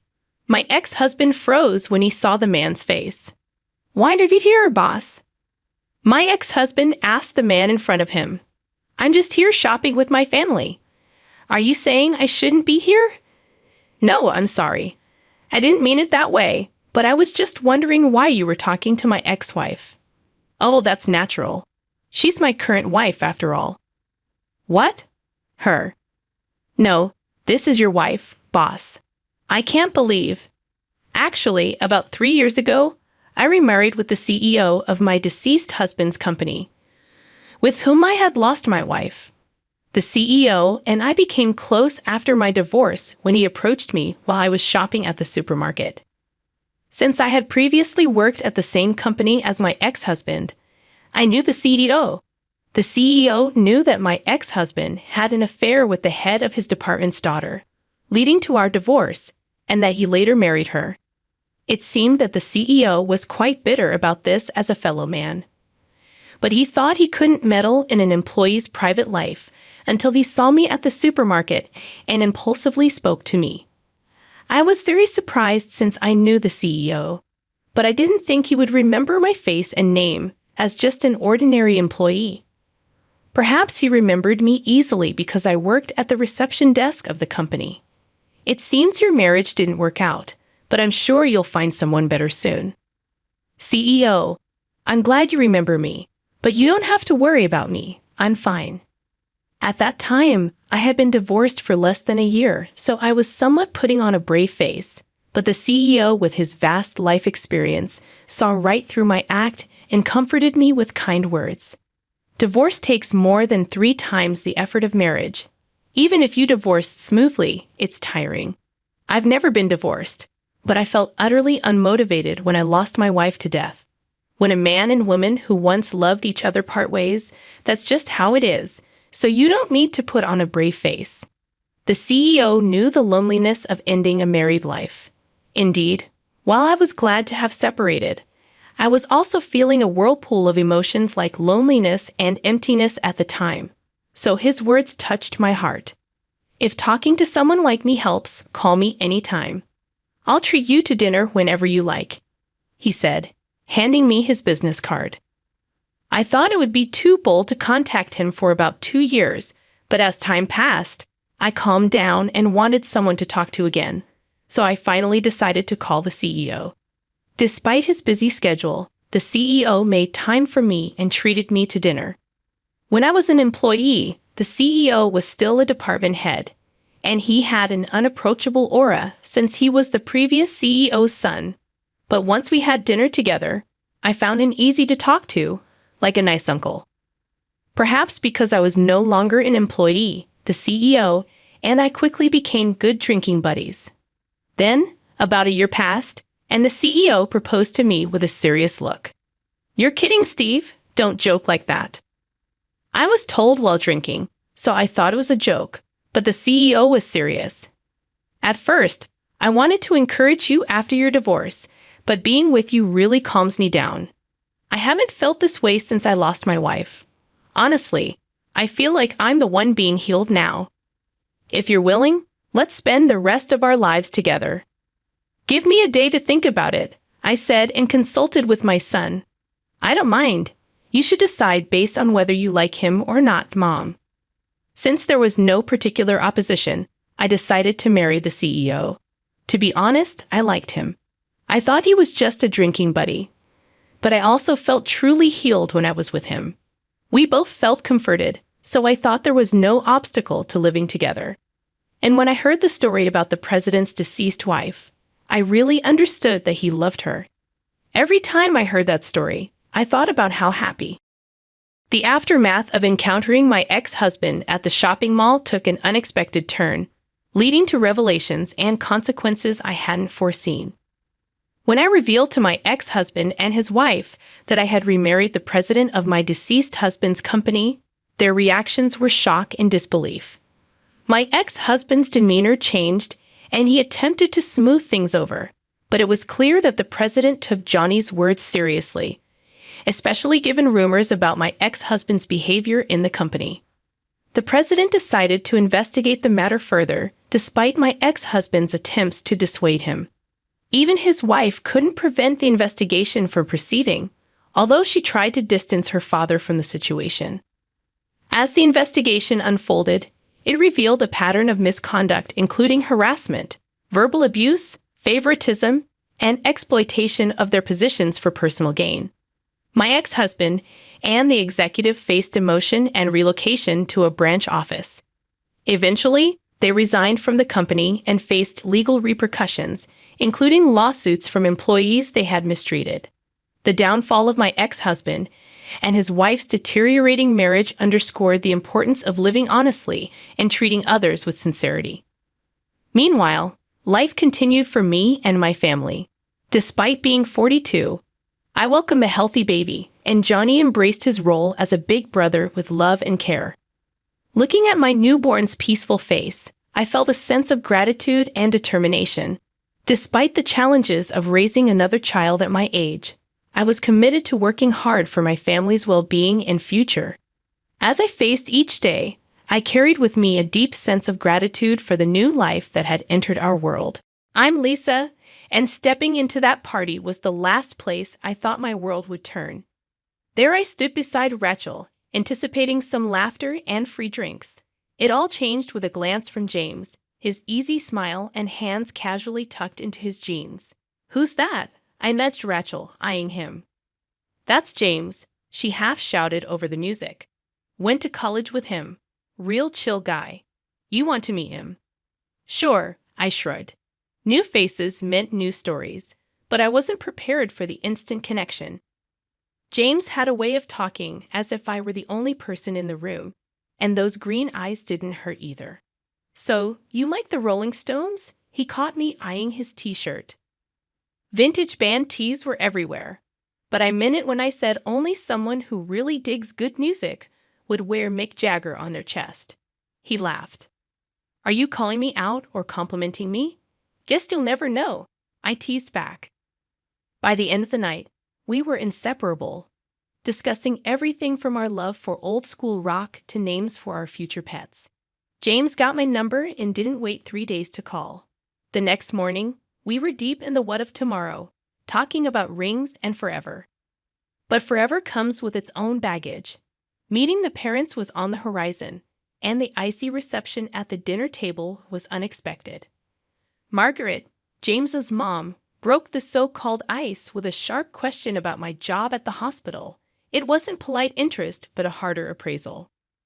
"Yeah, the county hospital up north," I replied confidently. "How much did they pay you for that?" Her eyes were sharp, her tone sharper. James shot me a look, but I decided to be upfront. "Well, James does more than get by," she said, interrupting. "So, about this marriage." It was a punch to the gut. I didn't care about money, but the financial discussion had begun. His dad chimed in, and the tone for our commitment was set, tough, not all sunshine and romance. But it was real, and real was something I could work with. Our wedding was simple, fitting in a matchbox. No fanfare, just him, me, and a couple of signatures. In the beginning, we were a team, tackling life from our small joint command center, his old house. We set up a system, half on everything, shared chores, and even cooking together. There was comfort in the routine, in knowing what to expect when we got home. But reality is a tough customer. 4 months down the line, the teamwork was taking hits. Excuses rolled in, bad days stringing together like a lousy pearl necklace. What was meant to be equal started to weigh heavy on my side. The shared life felt more like a solo gig. 2 weeks of slugging it out on my own, and I finally snapped. I wasn't one to make a fuss, but living like this was unbearable. I confronted James, who walked in with headphones on, oblivious to the mounting tension. "James," I blurted out, unable to hide the annoyance in my tone. "What happened to sharing the load?" He looked at me, genuinely confused or exceptionally skilled at acting. "What are you on about, Lissa?" he asked, pulling off his headphones. "I spent nearly an hour scraping your dried-up yogurt off the coffee table this morning. It's like living with a toddler," I complained. He just shrugged, a nonchalant gesture as if he didn't have a care in the world. "Chill out, will you? It's just a bit of a mess." A bit of mess? I called it quits. I stopped picking up his dirty socks, stopped doing his laundry. It was petty, but I was at my breaking point. Of course, that's when Margaret, his mother, decided to pop in unannounced. The perfect storm. "Look at this place," she said, her nose crinkling as if she found a rotten egg. I tried to keep cool, offered her tea, but she was on the warpath. "James, this is no way for a man to live," she said sternly, eyes fixed on me. "I didn't raise you to be living in a pigsty." I took a deep breath, trying to keep my voice steady. "Margaret, it's a two-person job, and I've been doing it solo." "I'm not his maid. You're his wife," I retorted. "A wife keeps a clean home?" She snapped back, missing the irony that I too had a full-time job. I felt my face flush with anger. "And what does a husband do, Margaret?" I snapped back. "He's the breadwinner," she hollered back, missing the irony again that I too contributed financially. Margaret stormed out, slamming the door, leaving me and James in the rubble of our domestic battlefield. James, knocked down a notch at work, came home that day, dumped his keys like they were made of lead. "They're cutting back," he said, the words hanging heavy. I'm off the management track. Just like that, he decided he wouldn't help with the bills anymore. Suddenly, it was all on me. I banged pots and pans like they owed me money. "Why are you making such a racket?" he asked, picking at his beer label. "Someone's got to pay for those beers," I snapped, "and keep this place looking half decent." The ensuing conversation was like a round in the ring. "You expect me to chip in after a day like today?" he shot back. "Yeah, James," I said, not backing down. "Because I had a cakewalk of a day, right?" He had no comeback for that. Just took another swig. "We had a deal. We share this, remember?" I said, standing in front of the blaring TV. "A deal doesn't hold when things go south," he said, not even looking at me. I stood in front of the screen. "So, what? I'm supposed to just smile and nod and keep the house like some 1950s sitcom, Mom." I glared at him. "You wanted a partnership. Here it is. This is life. Deal with it," he said, thick and toxic words hanging in the air. Ignoring the problem wasn't going to make it vanish. "We're supposed to be in this together, and that means not ditching out when it gets tough," I argued. "I didn't ditch out the job, did I?" he muttered, barely audible over the TV noise. I turned off the TV. "We'll see how long we last, if this is how it's going to be," I said, and silence filled the room, as thick as the dirt I'd been cleaning all day. He looked away. I stormed off to bed that night, no more words, none that mattered anyhow. They were all bitter, spat out with more hurt than real heart, but they stuck with me like thorns in my side. The tension in the house was like walking into a wall of ice. Barely a word was passed between us without a sharp edge. James had taken to eating his meals alone, delivered by Margaret with a thud at our door, the plastic containers hitting the wood like the gavel of a judge passing sentence. "So, what are we having tonight?" I asked poker-faced as James marched past me, Margaret's cooking in hand. "Does it matter?" He barely glanced my way. "It's not like you're eating." It was true. I didn't have the stomach for food, not for what was in those containers. It was more than lasagna or stew. It was a heavy dose of rejection served up by Margaret, seeping into every room of the house. Then Granny B called, cheerful and active. I could almost smell her lavender perfume through the phone. A visit from Granny could turn a place upside down. And that's what I sorely needed, a gust of fresh air. I'm packing my bags, baby girl, she chuckled. But I heard the steel underneath, a resilience that had gotten her through tougher times than this. I need to see your life. I broached the subject over dinner, a silent affair with the clinking of cutlery replacing conversation. Granny B wants to visit, I said, dropping the bomb without preamble. James paused mid-bite, his eyes hardening. Here, stay with us, I nodded, gripping my fork like a lifeline. He shook his head, speaking with his mouth full, forgetting manners existed. No chance. Margaret wouldn't like it. Since when do we schedule our life around your mother? The boldness of my words surprised even me. Margaret's voice sliced through from the doorway. Since it's our house, girl, you just live here. The unfairness choked me like a noose. Your son and I are supposed to be building a life together, Margaret. She snorted. A life? You called us a life. Look at you two. I bring him food because someone needs to take care of my boy. James stood up, his chair scraping back like a scream. And that's how it's going to be. No visits, no changes. It's settled. I looked between them, the mother and son, feeling the outsider tag slapping against my chest. It's settled because you say so. What about what I want, what I need? You need to understand that things are the way they are. James shot back, red flushing his cheeks. My house, my rules. The ache spread from my heart to my fingertips, but I squared my shoulders. It's also my home, James, or at least it's supposed to be. He had no answer, just the hard line of his jaw, telling me the conversation was over. But nothing was settled. Granny B would come, somehow. I'd make sure of it. For the first time, I wanted the battleground. If they wouldn't budge, neither would I. There was fight in me yet, and the freeze in the house would need my fire to thaw it, whether they liked it or not. For the third month in a row, James did not contribute his share to our family budget. I was carrying everything, the house, the groceries, and even his damn beer. We had a fight, the last straw. James and I stood facing each other, our words sharp enough to slice through steel.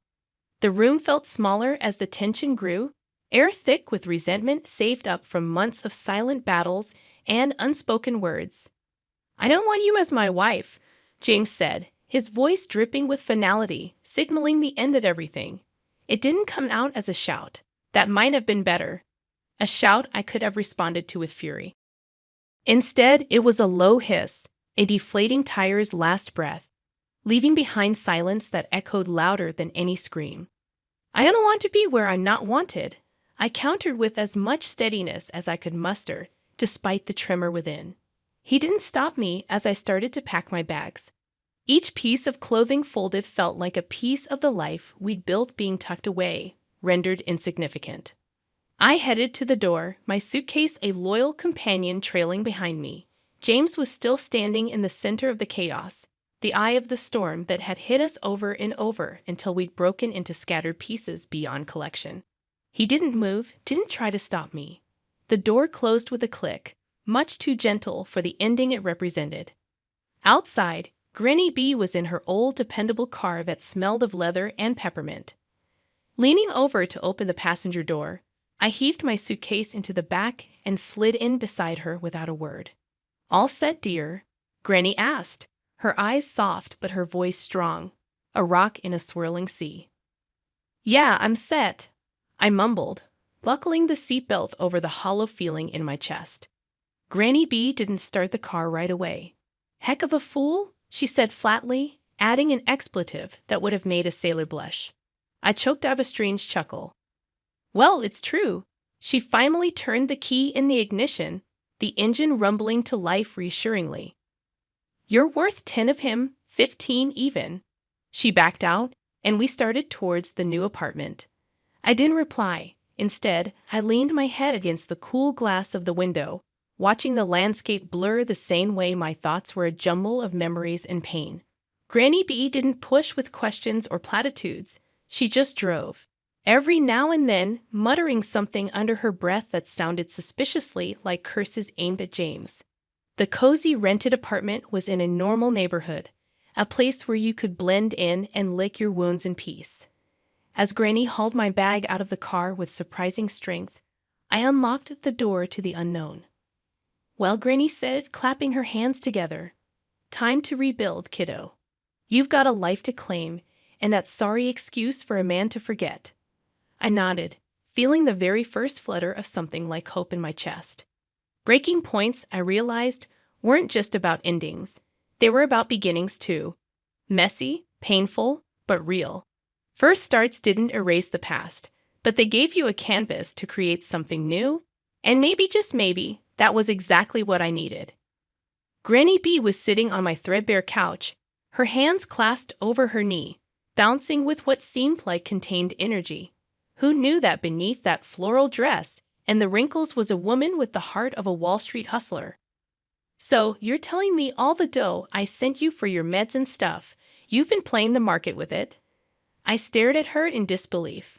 Granny B chuckled and winked. "Honey, you think I'd let your hard-earned cash rot under a mattress? No way. I've been growing it bit by bit." It felt unreal. I crunched the divorce papers in my hand, knowing that what Granny B had just told me was going to flip the script in a major way. James and Margaret, the perfect couple from next door, agreed to meet us one last time, probably thinking they could offer me some friendly advice on starting over. Margaret opened the door with all fake smiles. "Well, if it isn't the soon-to-be single lady, come in. We were just talking about you." James sat at the dining table, smirking without a care in the world. "Good of you to come by. We need to talk about the neighborhood now that you'll probably be moving somewhere more, affordable."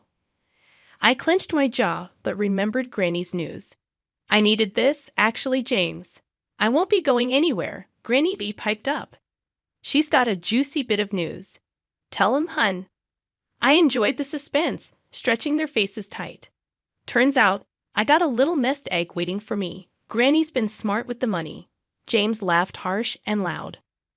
"What, did you win the lottery or something, Granny B?" Granny grinned, sharp as a tack. "Better." I turned her spare change into a cool 2 million. The smiles fell off James and Margaret's faces like overripe fruit. 2 million. Margaret's voice came out strangled. "Yep, and I don't plan to spend it on this neighborhood." My words felt heavy as I watched their painted-on warmth crumble. Granny slapped a hand on her thigh, triumphant. "Ain't that something? Just when you think life's kicked you, it decides to kiss you instead." James started babbling something about how half of this money belongs to him. I burst out laughing, reminding him of the prenuptial agreement I had signed. At this moment, his mother would probably like to go back 6 months to destroy this paper. James and Margaret sat in silence, looking at us with puppy dog eyes. I couldn't help but relish the irony. We didn't linger much longer. There was nothing left to say. As we walked out, Granny B draped an arm around my shoulders. "So what's first on the millionaire to-do list?" she asked, squeezing me tight. "First, I'm getting an ice cream, a big one with all the fixings," I said, the future suddenly bright and wide open. Granny let out a hearty laugh, the sound mingling with the promise of an unseen fortune, now seen and closer than ever. The phone rang again. I was pretty sure it was James trying his luck once more, but this time it went straight to voicemail.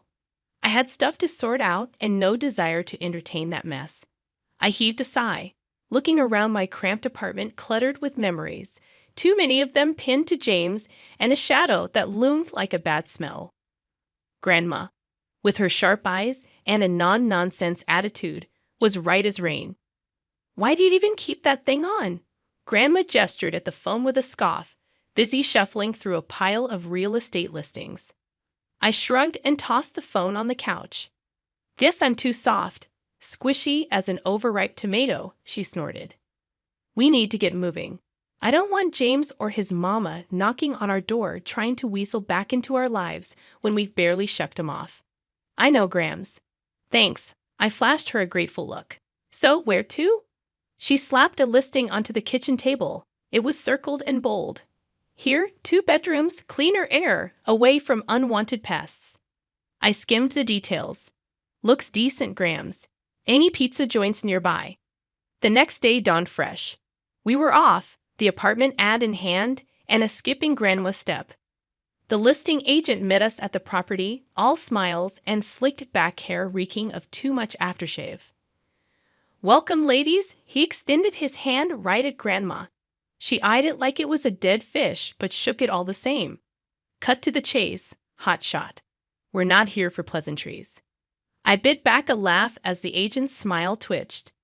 Of course, of course. He quickly unlocked the door. This way, please. The place was a gem compared to where we were. Good light, clean floors, and the air didn't hold any of James's cologne. Grandma handled it like she was born in a market stall. The price dropped. Terms changed. By the time we walked out, the agent looked 2 inches shorter. The move went smooth. Neighbors were quick to say hi, a couple of them inviting us over for beers and a barbecue. They asked about my story, but I kept it simple. I was done letting my past hitch a ride. The new place shaped up nice. I continued to work as a nurse, and Grandma found her corner for knitting and gossiping with Mrs. Ham for next door, who had more sass packed in her tiny frame than anyone I'd ever met. One evening, I grabbed a pizza from the new joint, of course, and headed home. As I flipped open the box, the steam carried that cheesy aroma up, and I couldn't help but smile. So we settled in, me and Grandma, our little team. The taste of fresh starts and thick crust pizza in the air, laughter from the neighbor's yard spilling in through our open window, and a sense of peace finally making itself at home. James and his empty promises faded into the background noise, just like the buzz of the city we'd left behind. I was looking forward, and the view was pretty damn good. Since my parents are moving in with us, his unexpected requests caught me off guard in the house we've shared. I was taken aback to be told such a thing. I hesitated but managed to request some time to pack. "Can you wait until tomorrow?" I asked. That was my response after some thought. Coldly, he replied, "Fine, I'll stay in a nearby hotel until then. I don't want to see your face." I wondered where he planned to get the money for the hotel from our joint account, but I decided not to ask him right then and remained silent. "If you leave any of your stuff, I'll throw it away," he said as he opened the door. I watched him leave and let out a deep sigh. I'm the one paying $1,800 a month for the house mortgage. Sometimes I wondered if he truly understood that. I pulled myself together and contacted our daughter Anna. "Anna, I need to leave the house for a bit. Can I stay with you for a while?" Sure. I'll come pick you up tomorrow." "Thank you so much," I replied, feeling grateful for her words. I dialed another number. I felt like George had been looking down on me, so I decided to give him a lesson. In the end, George had a tough experience. "My name is Sarah. I'm 51, and I spend my days working hard at work and at home. I live with my husband, George. One day, I met him through an acquaintance, and before I knew it, we were married. At 23, we were blessed with an angelic daughter, Anna. However, George hardly ever paid attention to Anna, and I was mostly the one taking care of her. Hey, play with Anna once in a while, I'd say." He carelessly responded, "That's a woman's job, right?" Yes, he had decided that housework was a woman's duty and wouldn't help. But Anna was such a good child, always helping me whenever I was tired. "Dad, if you're relaxing, help out. Housework is your mother's duty." Without hesitation, Anna retorted, "Then what's your duty? Mom works for both you and her." Even George couldn't resist helping a bit after hearing her genuine words. Now Anna has built a new life in a distant state, living happily with her husband's family. My parents passed away in an accident 5 years ago, and I had to let go of our beloved family home. George's parents live a bit far away, and we only see them at occasional family gatherings. They don't interfere with our lives and live peacefully. The relationship between George and me was, to put it mildly, complicated. Simply put, he's living day to day like a part-timer. "How's your current job?" I'd ask. "I quit again," he'd say. His nature is to quit at the slightest obstacle.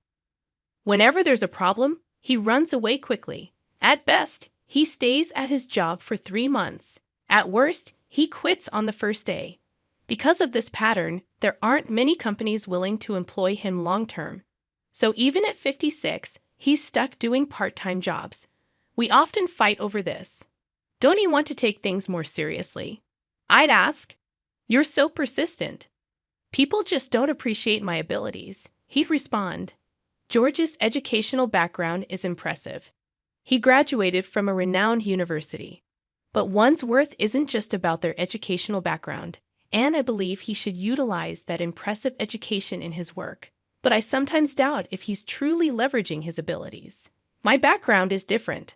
I started working right after high school. During high school, my father fell, and I had to support our family financially. Thanks to that, I've become a reliable figure in my company, yet it seemed that George didn't appreciate my efforts. You didn't even go to college, yet you complain about me whenever I voice my opinion, he'd say. So lately, I've been careful about what I say to him. Back when he was chasing his dreams, his eyes shone so brightly that I was captivated, just like stars. While pursuing his dream, he truly sparkled. But recently, that spark seems to have disappeared. I wonder what he thinks of me. Lately, I've been having thoughts like that more and more, even considering divorce. Then a surprising incident happened. I was a bit curious and checked our joint bank account. It's decreased by $2,000. Why? For someone like me who doesn't waste money, this amount was a shock. After all, I've been working hard to protect our household finances. So I asked him, "What did you use this $2,000 for?" He replied with an annoyed expression. "Actually, I gave it to my parents." I thought to myself, why? His parents, nearing 80, were really energetic and enjoyed doing volunteer work. I had never heard that they were in trouble, so I was surprised. I always considered his parents to be dependable. They've helped us in the past, but I never imagined they'd need our help. I couldn't hide my shock and surprise that he spent $2,000 for his parents. When I asked, "Why did you spend so much money?" he replied proudly, "Actually, my mother's birthday is coming up, so I decided to give her a surprise hot spring trip." "But why from our joint account?" I asked. He casually replied, "It's okay. It's all part of being filial." I was a bit angry and said, "Shouldn't you have used your own pocket money?" He's always like this, using the money I save up without any hesitation. Like this house, for instance. He committed to it without consulting me. When I was worried about the payments, he reassured me by saying, "You have a steady job, so it should be fine, right?" Even though the house was bought in my name, he seems to brag to his friends that it's his. Honestly, I've been feeling worn out by his attitude. "You're my wife, just follow my directions," he said, looking displeased, and then he went to his room. Whenever something went amiss, he locked himself away. Left to ponder our problems, I would engage in chores. The money I diligently saved now used to cover our tight budget, as he consumed almost all my part-time job income. Despite my desire to escape this situation, I found myself sighing one day, memories of our recent fight still fresh.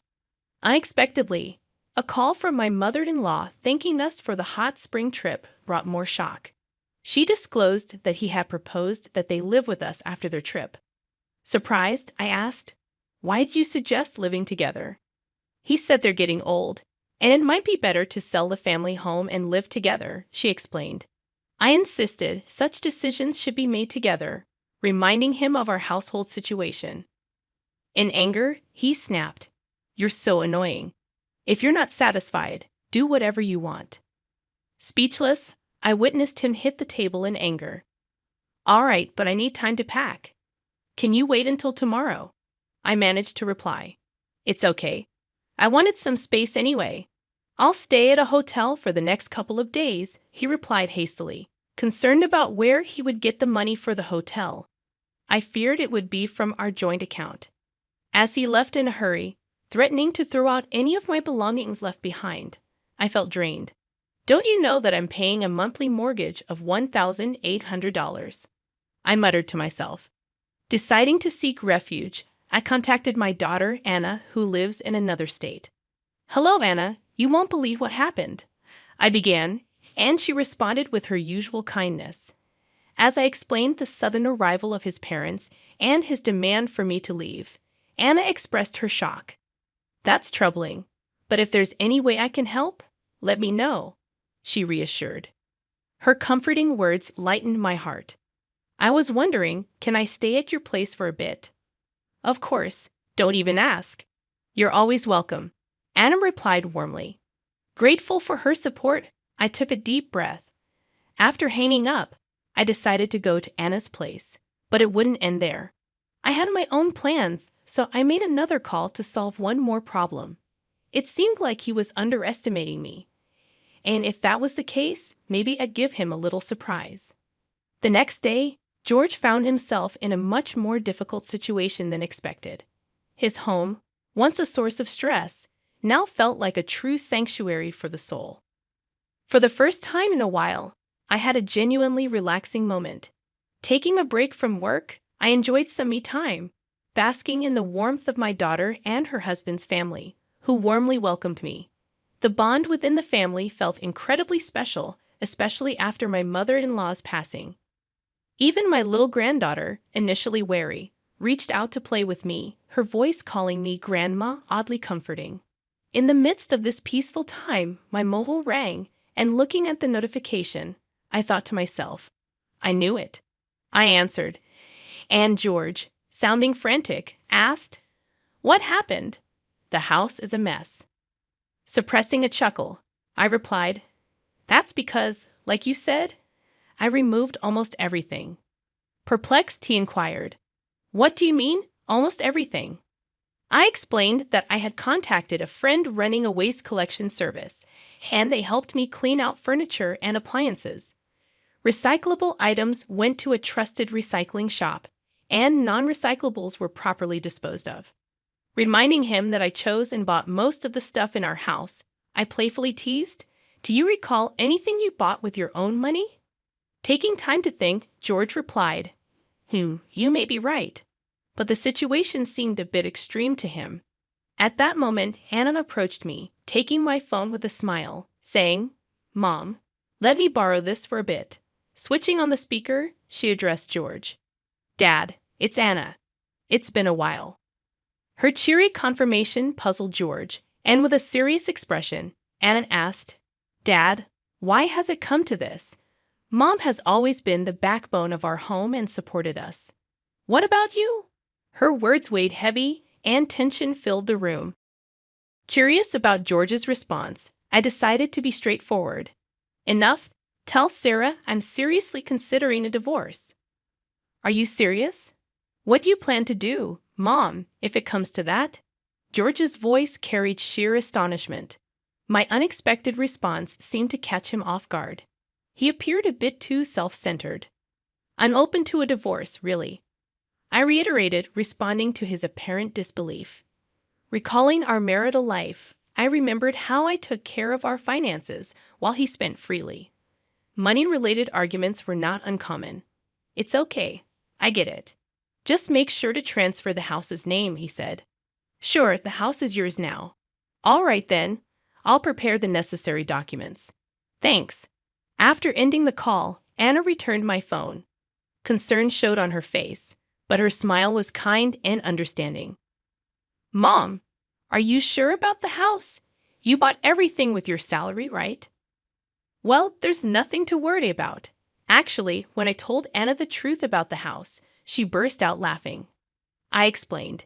Indeed, I acquired that house with my money, but there's still a mountain of unpaid mortgages. The amount of those mortgages is many times George's monthly salary.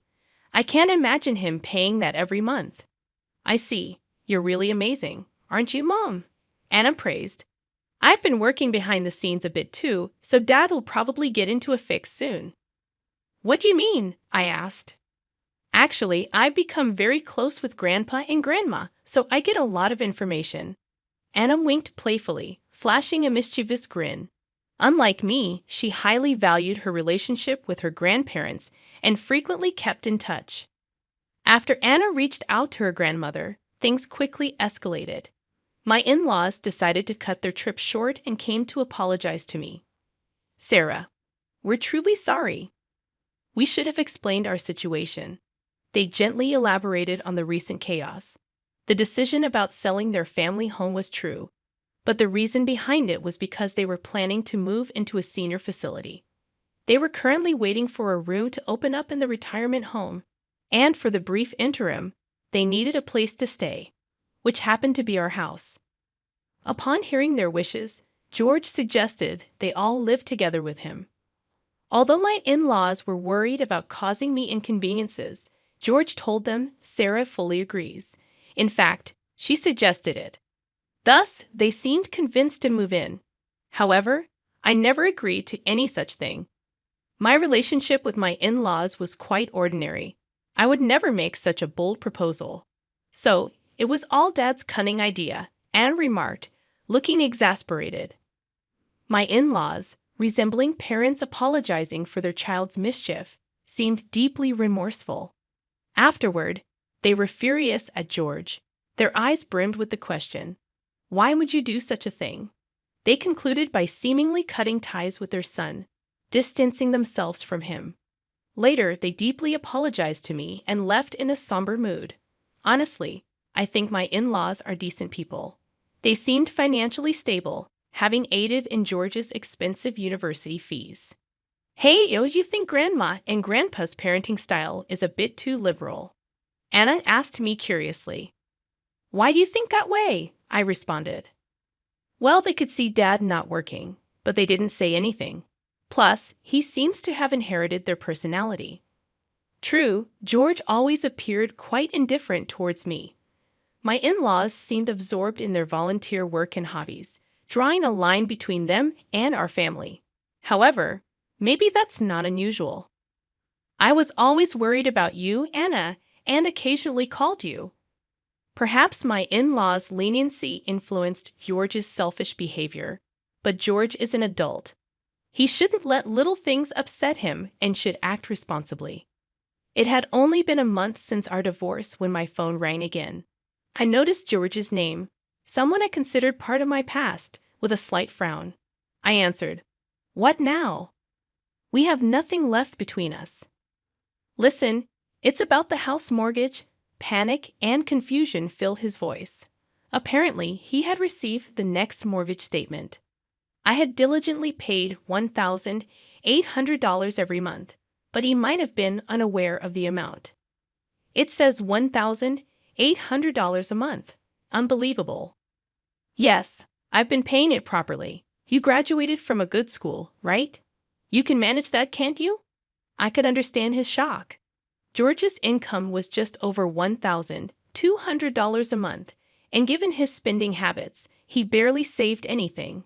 Although most items in the house were gone, he managed with things he received from his parents. However, he wasn't good at housekeeping and ended up spending money on eating out and laundromats. For him, a mortgage surpassing his income would be tough. Are you surprised that I, a high school graduate, can pay $1,800? Well, kind of. You see, even as a high school graduate, I worked hard steadily, getting promotions. I realized the importance of perseverance. That's impressive, but it might be tough for me. It was your choice to be in this situation. Stop blaming others and take responsibility. When we divorced, we had clearly discussed the mortgage and other details. It was a given that George would pay for it if he continued to live in that house. By the way, his parents seemed to have moved to a senior facility. When George reached out for help, they firmly told him, "You're an adult. Take care of your own affairs." Sarah, won't you reconsider? Let's start anew. Wait, you're kidding, right? We can't be together anymore. Then how am I supposed to pay off the mortgage? That's for you to figure out. When we were together, I paid for it, didn't I? Hearing his frustrated voice, I thought to myself, do your best. His future decisions and actions were up to him. I changed my settings so that I wouldn't receive any more calls from him. I had just started on a new path, so being pulled back into the past was truly bothersome. Hey, did you get any call from Dad? Actually, yes. Despite never truly apologizing, he asked if we could get back together. I I could see through his words, though. It's all about money.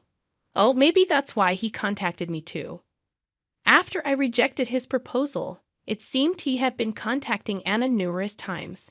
Despite always being weak in front of Anna, him persistently trying to contact her might mean he was genuinely struggling. I told him that this is the result of his actions. Exactly. Also, now that you finally have the peace you deserve, Mom, I told him sternly not to cause any more trouble. Thank you so much, Anna. I'm so happy to see my daughter grow into such a considerate and wonderful woman. I felt proud of her. Hey, Mom.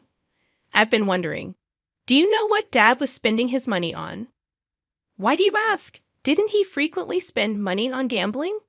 At that, I couldn't help but chuckle. George's income wasn't that great, to be honest. Now that I think about it, maybe he was sometimes grumpy because he lost money due to gambling. That's true.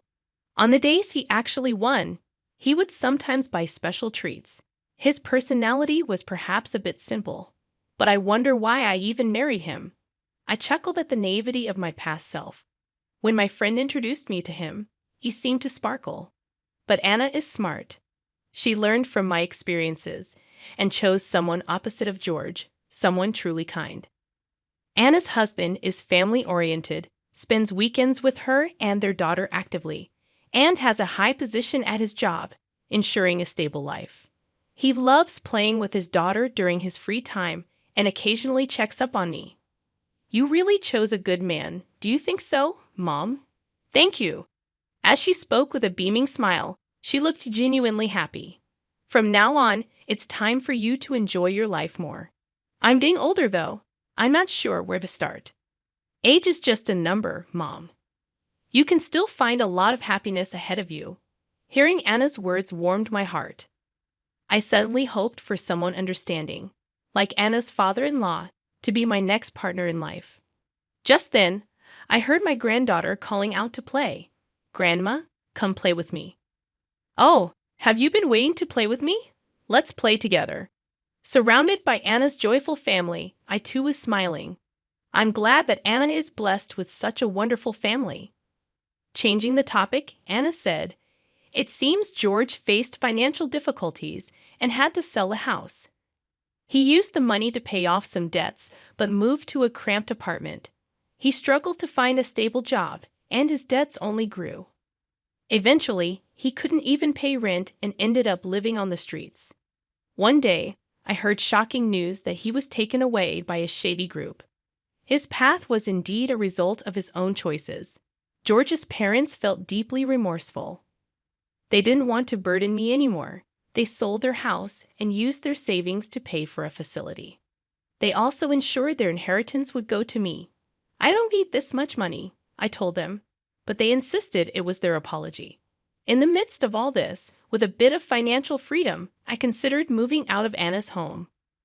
But, Mom, you can stay here. I certainly don't want to bother you and your family, Anna. Actually, my husband and I were talking about living together with you. Really?